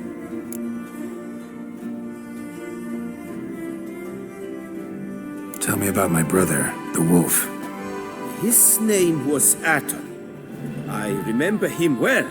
My master liked him, helped him find a safe, yet well-paid contract. A few years ago, an archaeological expedition arrived in Toussaint from Castel Gropian. They questioned my master about the elfin ruins at Termes.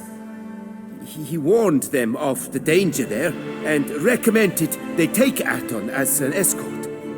What kind of danger did he mean? Any idea? Legend claims wraiths haunt the chambers beneath Termes. I cannot say if there is any truth to this, but both the scholars and the Witcher disappeared without a trace. I'd like to ask you about something else.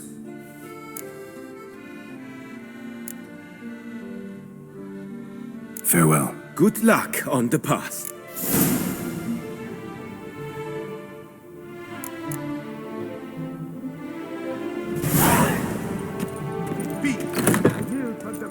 Peyran falls victim to his own coward.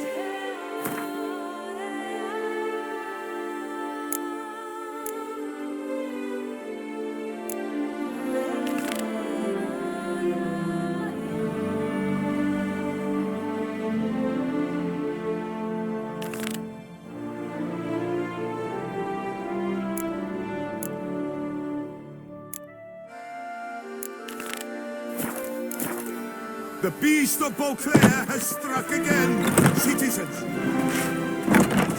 Turn your trembling Blacksmith's hearts wife. to the good She's book. always showing You will off their find costume.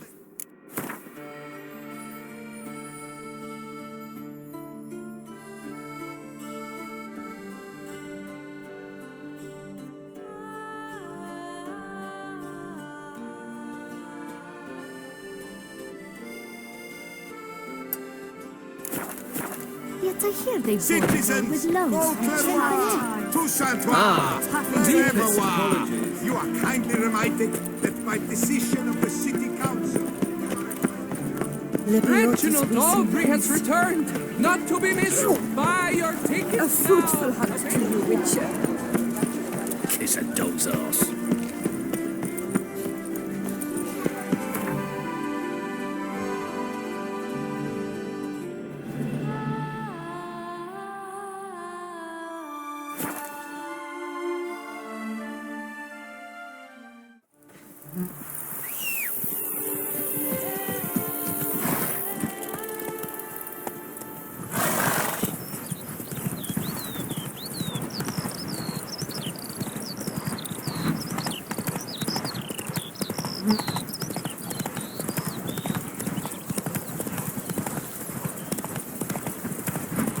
The hussies got the waist thin.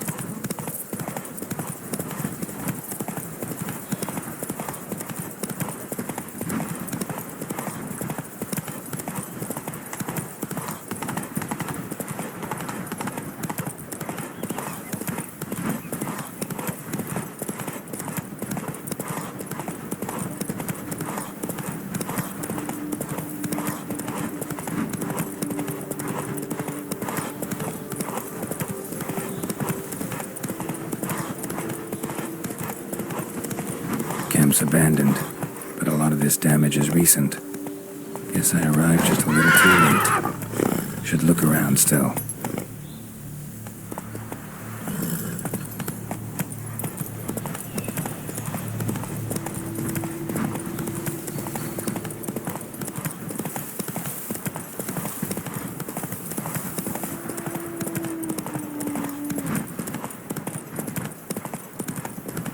Must be Delaunay's residence.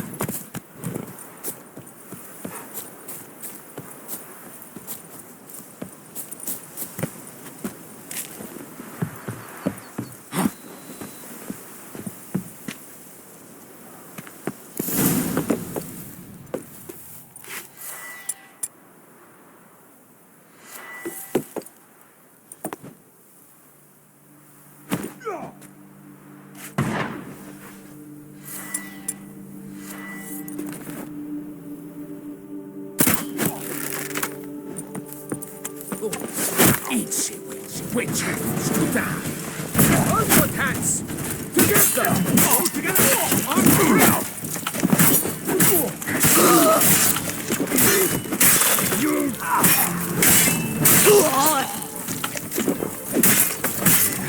No, let's not do anything.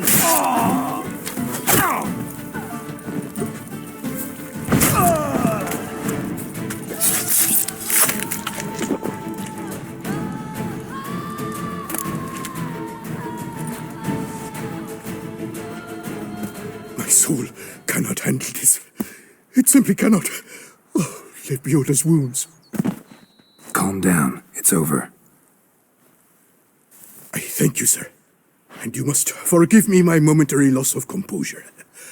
Are you in need of accoutrements, monsieur?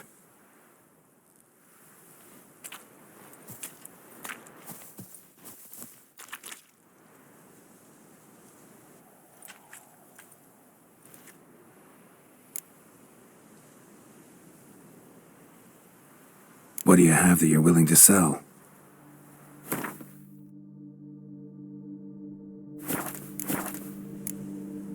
Thanks. So long.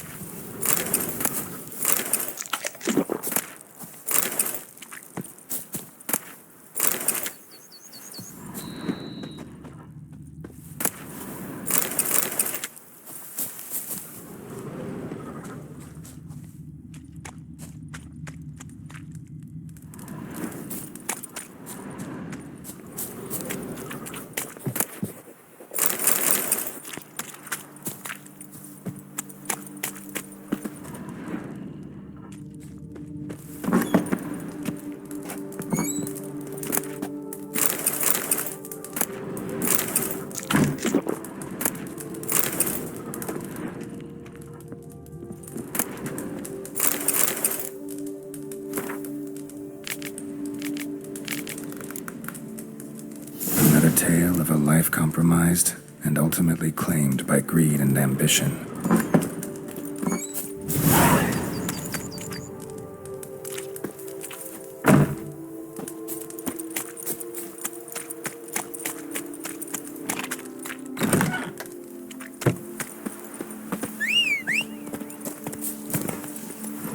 Move it!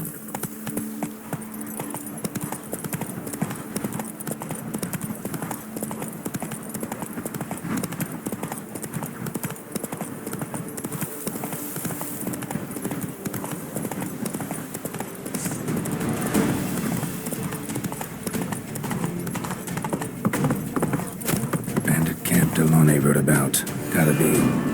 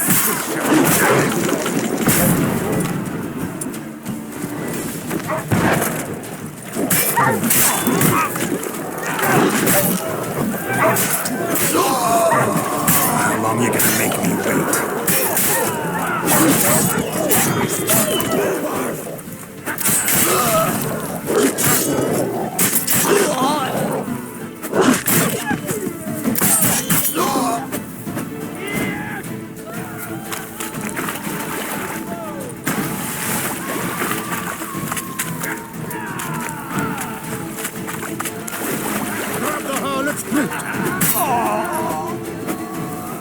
Damn it.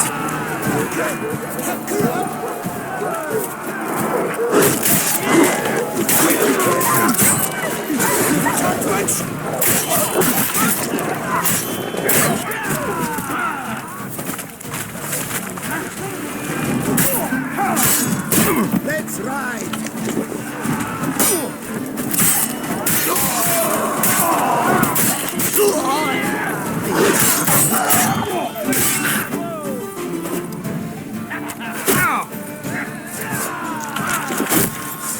You gave me hiccups! Spurs! This is big spurs!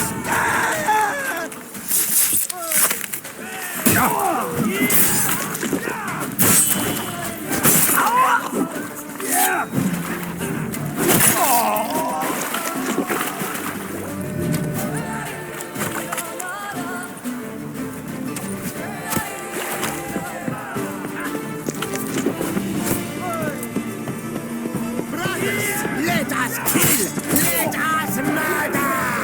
Let's dance, drink, kill!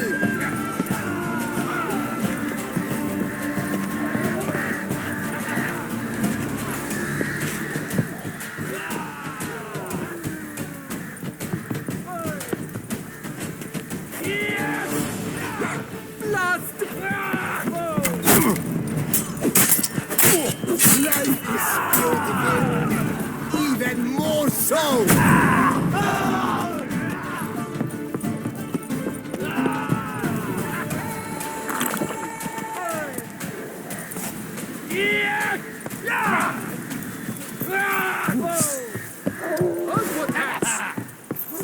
You're glad to dance.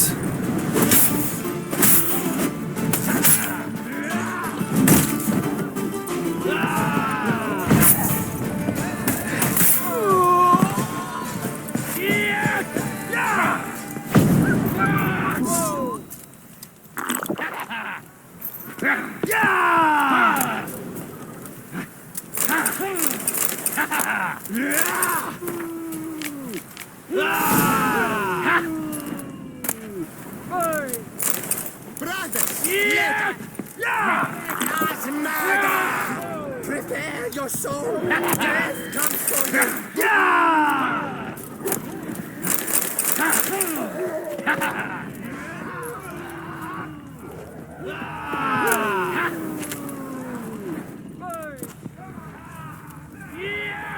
Death comes for you this day!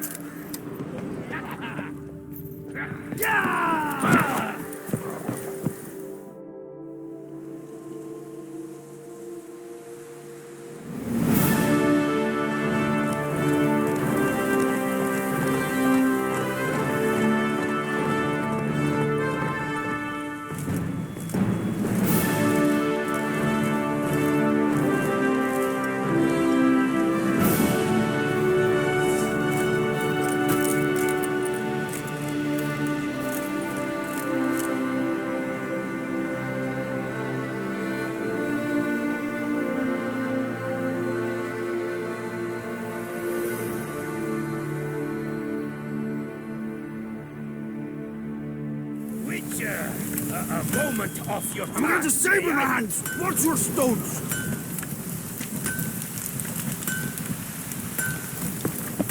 Bastards! Balls! Misericord!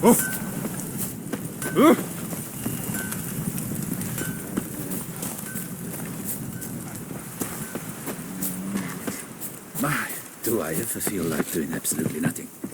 Oh! In fact, I wonder if your Witcher pays any taxes at all. Oh, dear fellow! Sir Geralt of Rivia! That the dwarf having the pick of the ladies. Witcher and armorer both had shit luck.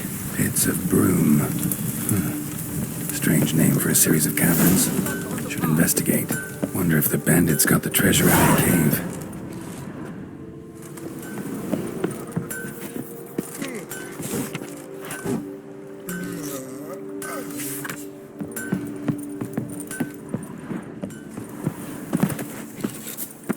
I'm going to save saber my hands!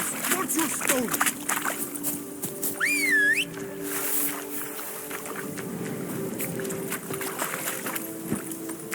Come on, Roach.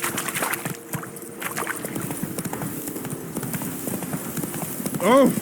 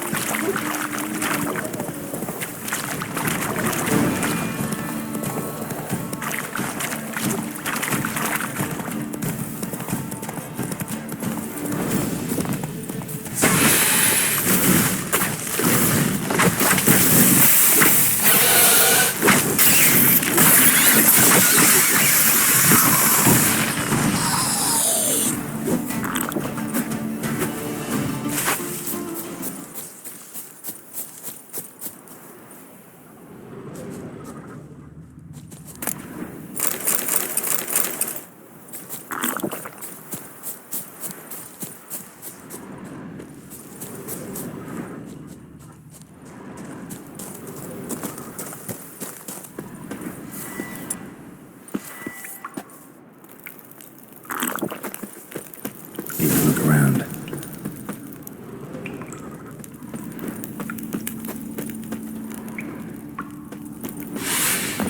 Come on.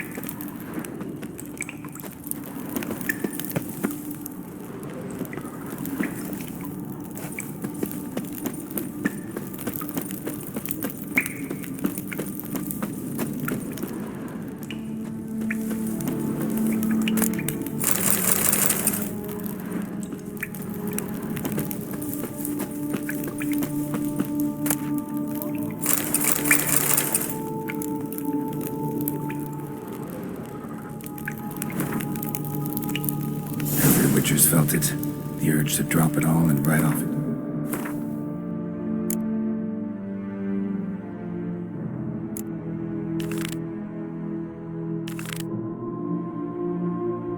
Sunset. This one decided to act on the urge. Clouds be damned. Diagrams have a sad history, but I'll make good use of them.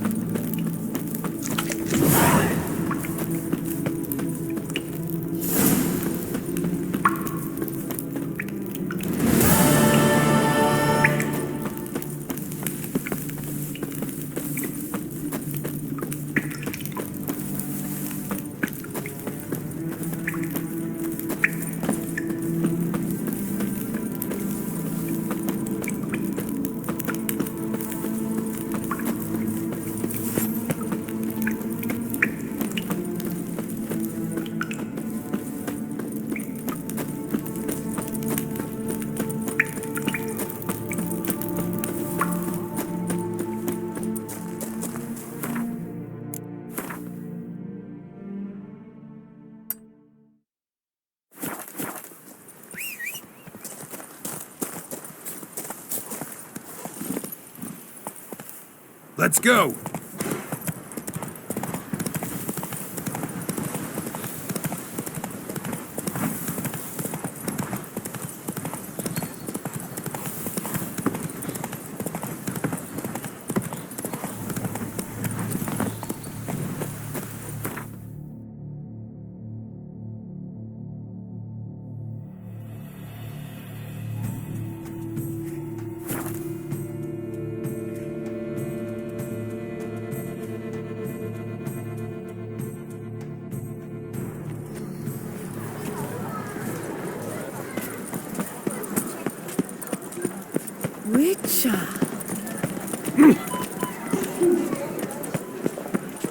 Reginald Aubrey has returned, not to be missed. Buy your tickets now.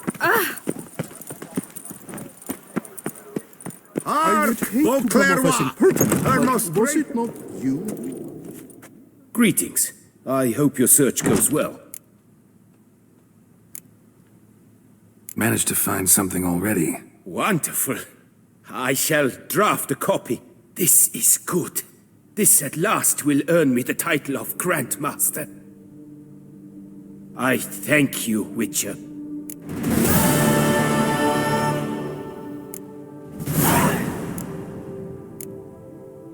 Would you craft something for me? Of course.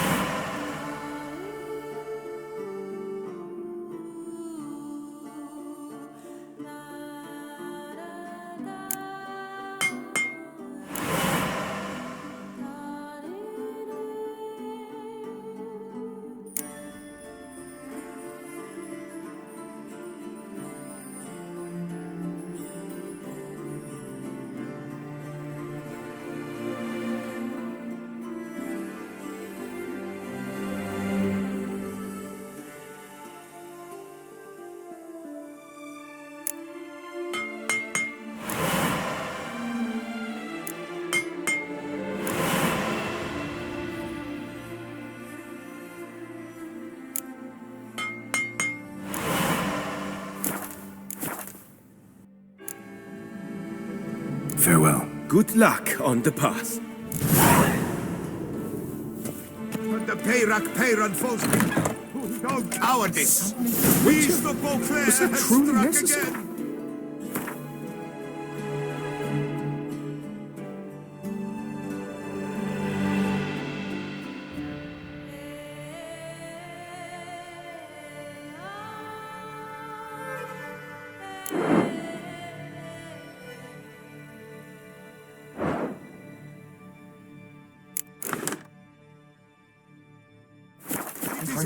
Beware of the beast. Turn your trembling heart to the good book. You will find solace there.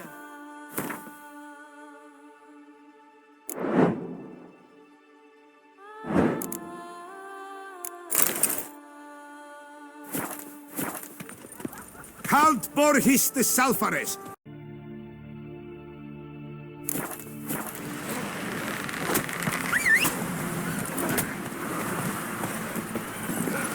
Giddy up. Man needs worries like a boat needs fire.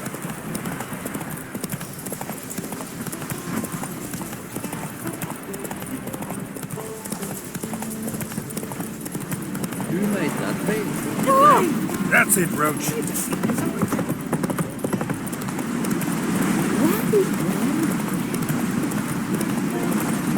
Take it easy. Giddy up.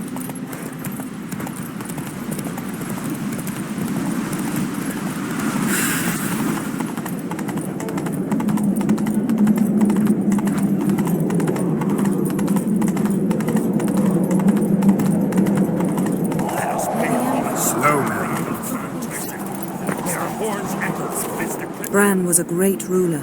He needs a worthy successor. You speak as though you have someone in mind.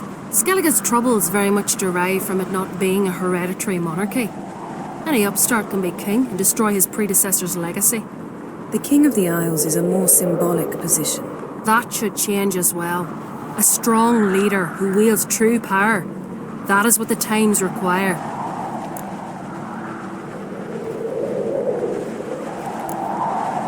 I'm Geralt, the Witcher. Berna, Queen of Skellige. I'm glad we've met, but you must forgive me. Duty calls. I can see you chose your own outfit. You know, of course, that together we look about as good as lace frills on a battle axe. Everyone's got their style.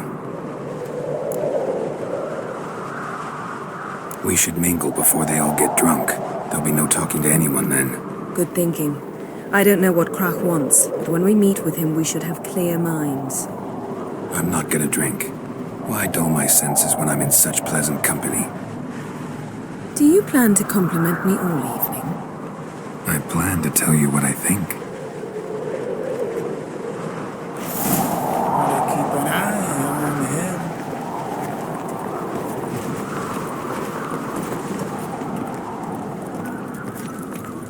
So, what have you brought for the farewell feast? Bread, sheep's milk cheese. Our wagon's full of loot to be ripped from the black ones. We've also wine from the temple. Geralt, there's something I've been meaning to ask you. Your beard.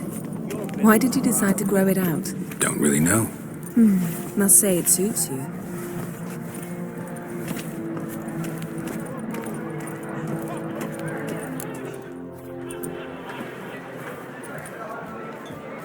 Lady Yennefer. Sir. Greetings, Armvold. My companion is Geralt of Rivia. I am honored. Nice to meet you too. Quite a few guests. They come to bid their king farewell. They come to see the claimants to the crown. We wanted to talk to Krach on Crate. The Jarl will join us shortly. He's assigned you a place of honor at the table just beside his daughter Ceres. Follow me, please. They've seated us here. I asked them to. Wanted to meet the notorious witcher Geralt. We've met. Don't remember? That was ages ago. Hjalmar and I were children when you last visited Orda. But you should meet your feast mates. Allow me the dubious honor. That's Halbjorn, son of Holger Blackhand. Blue Boy Lucas, Madman Lucas's firstborn. And choking down a stockfish over there is Otrek on Hindar.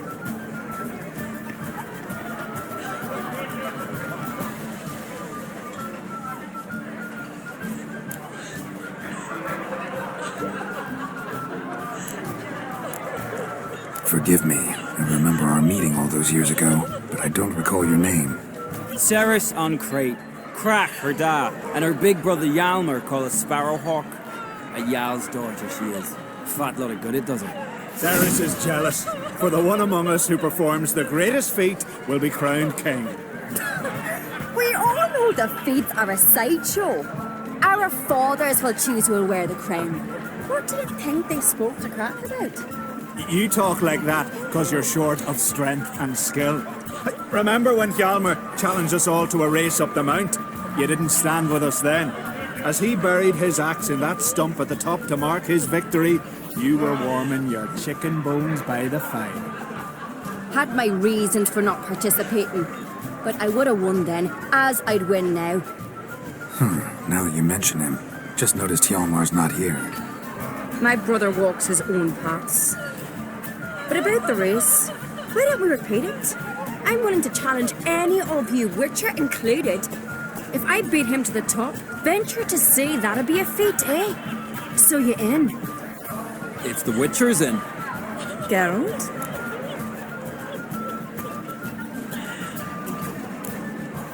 Honored to be asked, but maybe some other time. Shame.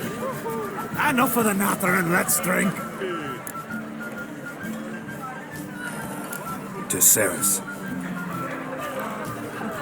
Pass the mead in a tankard for the man. To Bran, may he want for nothing in the world beyond. To my beautiful companion.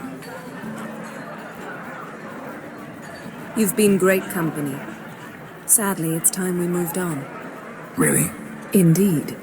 We must talk, but not here. You shall learn all beyond that door.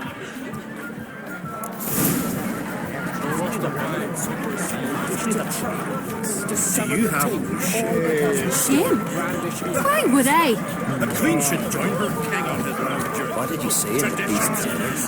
The gods are not kind. Our isles are in for hard times. Talks to himself in Tell me, Lagos. Allow me to introduce Geralt of Rivia, a witcher. Geralt, Jarl Donar and Hinder, and Jarl Madman Lugos. Calling Lugos a madman's an insult to madmen. He's a common goat fucker. Call me a goat fucker one more time, and I'll chop off your head, stick it on a pike, and piss down your neck hole. Enough! Time to settle this. Here and now. Oh, ha ha ha! Giving me a true fright right now. Shat my best trousers. Put that away before you cut yourself, you cunt. Thought Skelliger's called a truce for feasts. I know the hallowed customs. But Lugos ought to know that I'll not let him raid my Hindisfial bear. You don't scare anyone, Donar. I'll be boy soon to plough your priestesses, drink from your tankard, and shit on your table. Be sure to leave a candle lit for me. Emperor would be very pleased to hear you quarrel. His Imperial Majesty is more than welcome to visit. Let him sail over here. We ain't afraid of the Black Ones. Raiding coastal villages is one thing. Total war with the Empire is another. Awfully mouthy, this one. Go stir your cauldron and pierce some boils, witch. Don't talk when you haven't got a fucking clue.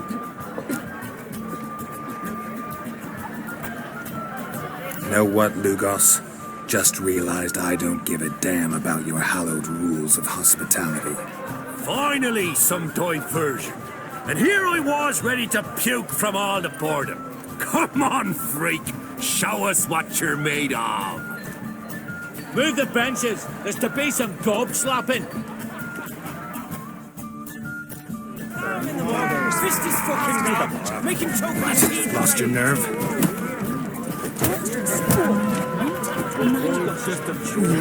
I must was the wide somber seas. I must show the damn bugger he's playing. Neath the tent. Across the wide somber sea. Had enough? You got me good. That were quite a wallop. Still seeing spots, room rocking like a leaky tub in a hurricane. We'll call it even then, soon as you apologize to the lady. Don't hold it against me, milady. It's my deep conviction sorceresses are needed. Deeply so. No offense taken. Forget about it. That I like.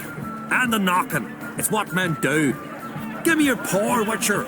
Let me squeeze. It's a worthy one. Witcher, have a drink with me. Proof there's no hard feelings. And visit me at times, I insist.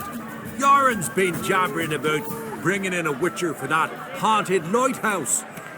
Do me a favour. Meet him for an ale in the tavern near Arenbjorn. Then you put a short jaunt to find me, so as we can knock back something stronger. Here's to our next.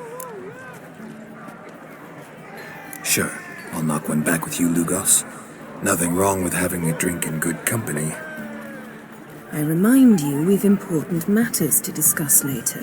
Matters that require a clear mind. I remember.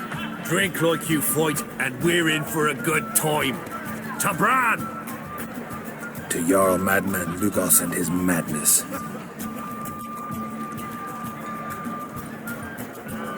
Forgive us. We should mingle, talk to some of the other guests.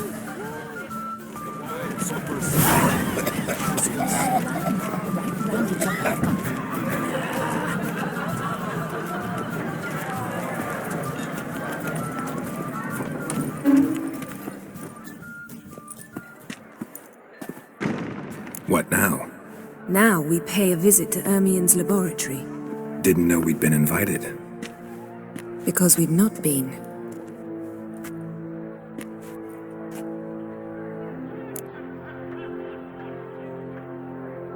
Take it Ermien won't be there. That's right. And what's the purpose of this visit? We're looking for an object. The Mask of Ouroboros. We'll need it. Come, Geralt. Now you'll tell me why you need this mask. Oh, I shall. In due course. Take it you'll decide when. Correct.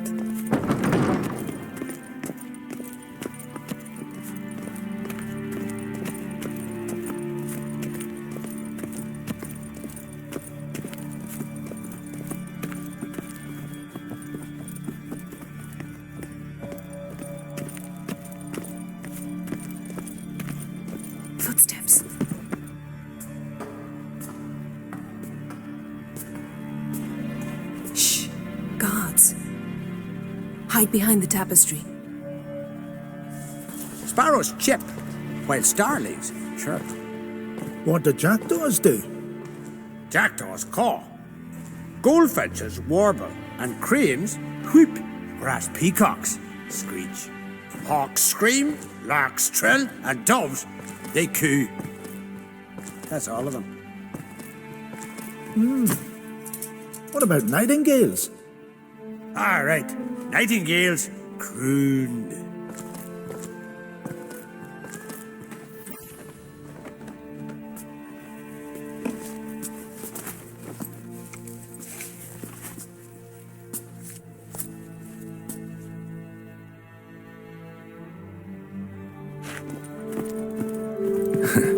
That was close.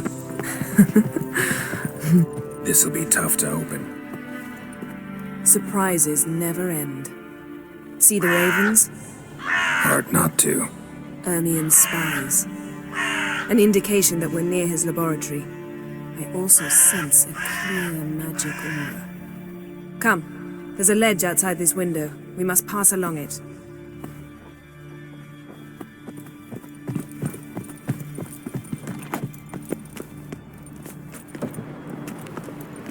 Seen uglier sights in my life. Geralt of Rivia, being romantic.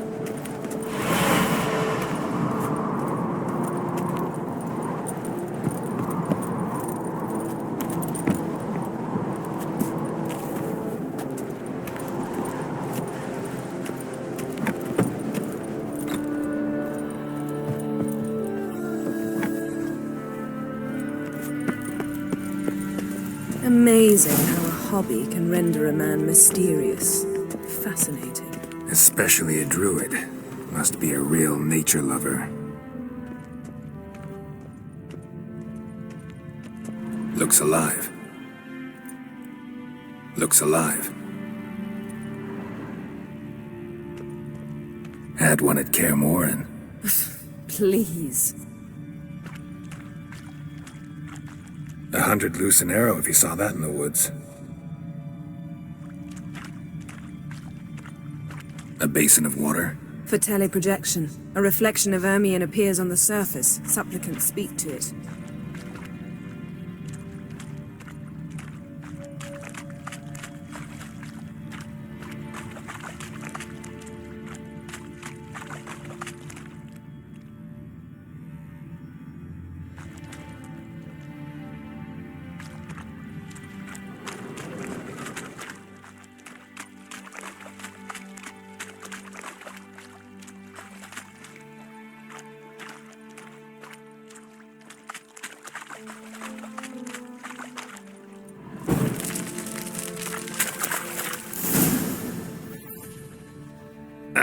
Are you all right? Cut myself. The door's locked. The animals, they're alive. Yen, watch out!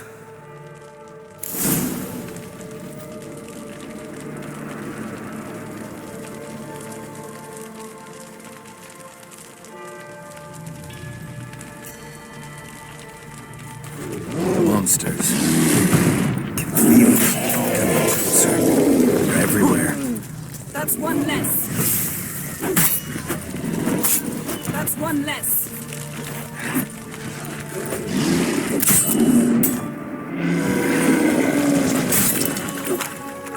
Strange. Smells of mushrooms in here.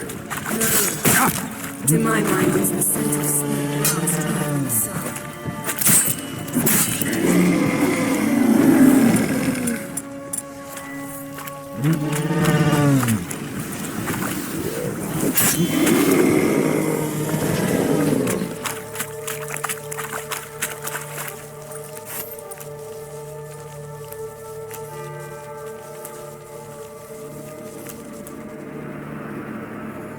What's happening? You were hallucinating. You ran at Ermien's animals, sword flailing. I had to calm you.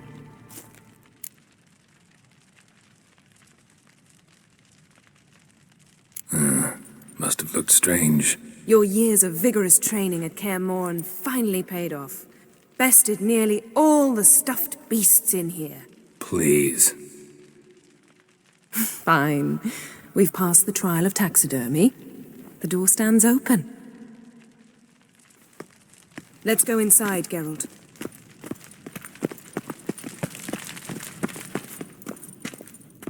I'll lock the entrance. We don't want to raise suspicions. Pinecone. Our Didn't dear expect druid this. A laboratory. large female. We must search it thoroughly. The masked Ermien's wand. He's one of the few druids to use one. Wondrous world of Child's skull. insectoids. Ritual. Look at this. A detailed map of the northern kingdoms. Even shows spheres of influence over the ages. Out of date.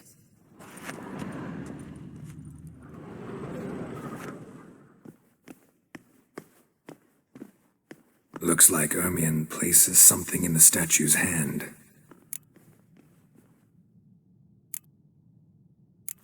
So, statue, how about a skull?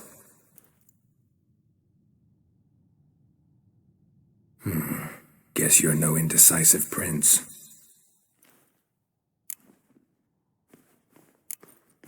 What do you say we give it a pine cone? Nothing.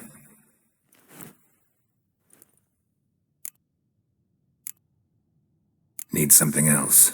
Gotta look around. A sword and a stone. Thing's begging me to pull it out. It's not in the stone, don't you see? It's held there by a vice.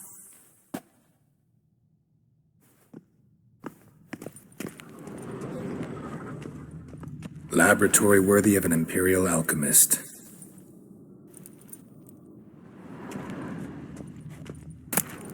Goes in for light reading, too. The Corpse of Novigrad by Sasha Hadi. Dwarven triple mead.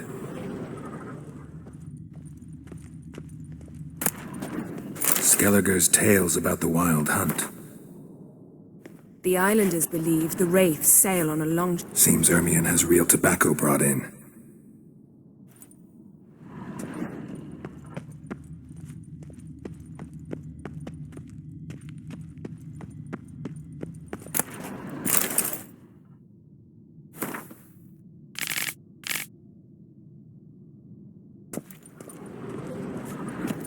A goat carved out of linden wood, signed to Uncle Ermien.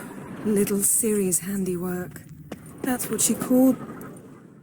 Let's try again. How about a mug of mead? Statue or not, everybody needs a drink sometimes. Seems like it worked. Who would have thunk? Ermien enjoys jests achieved at the expense of others. I've a sneaking suspicion the mother... This is it.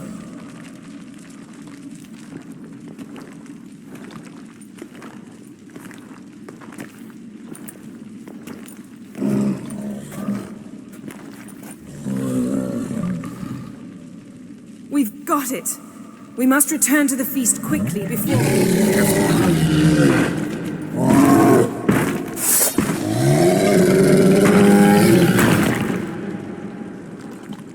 What now, you piece of filth? It's a trap!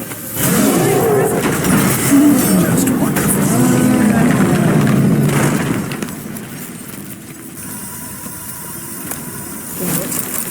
Hear that? Smelled it. Gas. Grate still closed. Yes? Gotta think of something quick.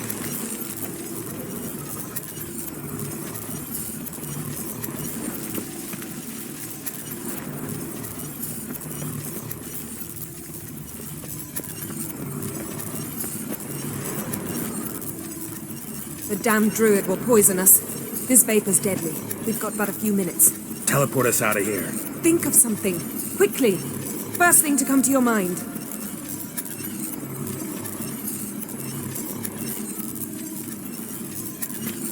Hold on tight.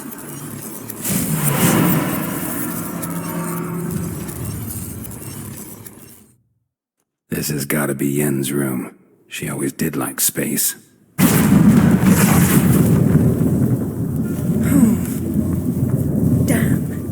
tore a hole in my dress. Wait a minute, I must mend it. You know how to sew. Please.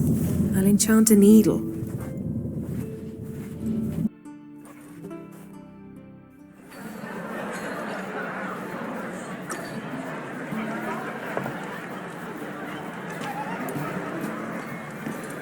Croc and Crate asked about you. We went out. For a breath of fresh air. The claimants to the throne will step forth in a moment. Now heed my words. There is no greater act of valor than to fight a beast cursed by men and gods. No greater deed than that done to serve the goddess. Words of uncommon beauty. We thank you. And we'll take them to heart. But now, let's begin. We have seen Bran off to the Beyond, and must now choose his successor. A king must be wise. A king must command respect. A king must have bollocks. We've no lack of men like that. Let those who feel worthy of the throne of Skellige step forward.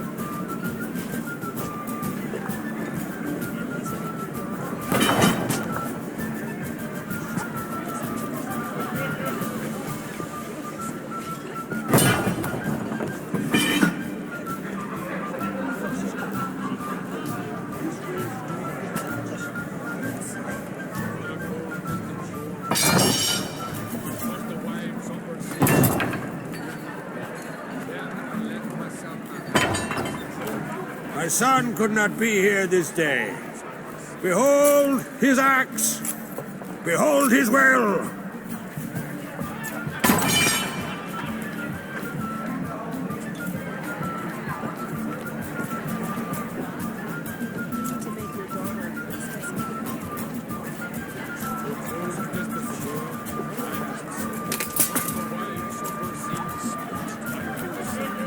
May the best man or woman win.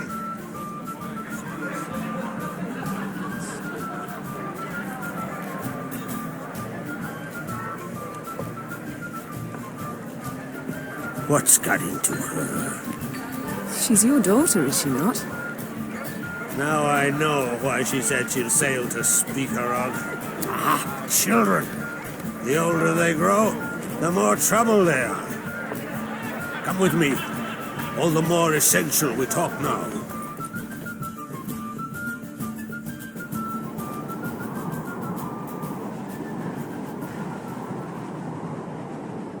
How was it, Geralt, when Ciri was nearing womanhood? I remember well her nan, her mother, what they were like. They say the apple doesn't fall far from the tree. Ciri was impossible to control. No telling her what to do. Had to have things her own way almost always. Why do you ask? No specific reason. She and Ceres, they're of a similar age. But we'll speak of my children later. First, let's speak of yours. Yennefer claims Ciri's in trouble, and you seek her. That's right. If you require aid, gold, ships, anything, merely say the word. I'll give you all I can. And I know the lass lives. I'm sure of it. When the blood of Rhiannon's daughters is shed, the sea grows white with fury. I'd mark such a storm.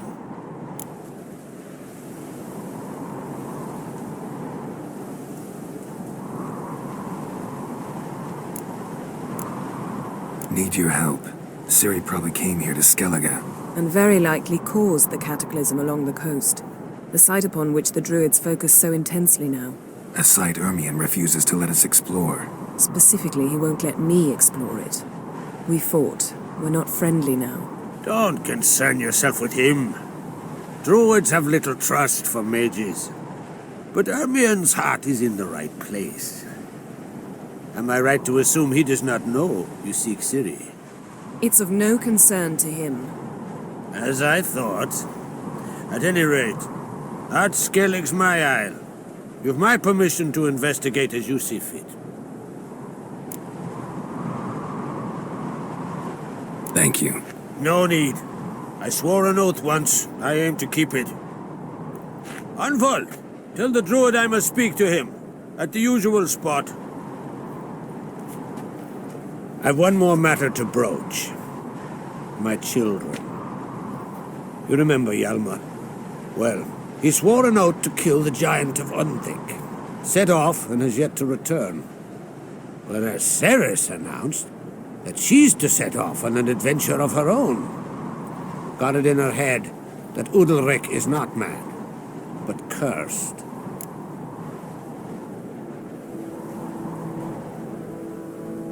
Giants. They've been extinct for ages.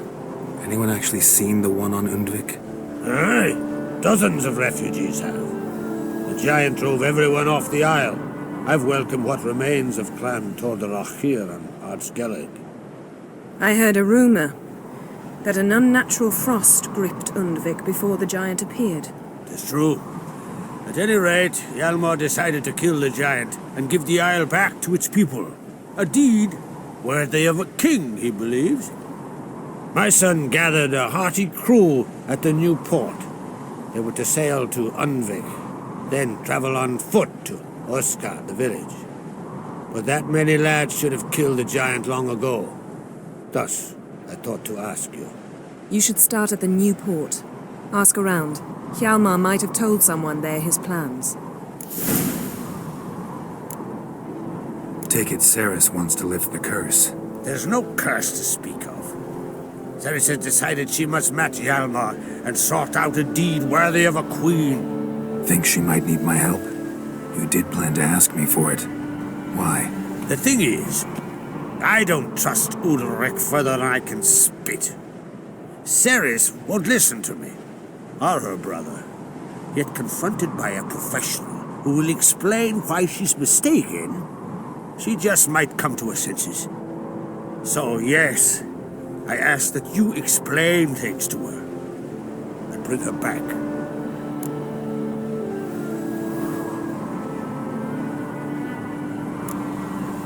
Can't help wondering. Got no plans to vie for the crown yourself? Think a good number of the Jarls would support you. A good number? Those opposed would be fierce, rabid. Madman Lugas would sooner see a Nilfgaardian on the throne. Besides, a man should know when to step aside. Hand the tiller to the youth among us. If either Hjalmar or Ceres need help, I'll help them. I thank you. Now that we're done thanking one another, let's get to work. We must determine if Ciri is still on Ard Skellig. I'll change into travel attire and find you. Head south. The anomaly we should investigate destroyed a stretch of forest along the shore of the bay. A successful feast on all counts, Krach. I will see you later.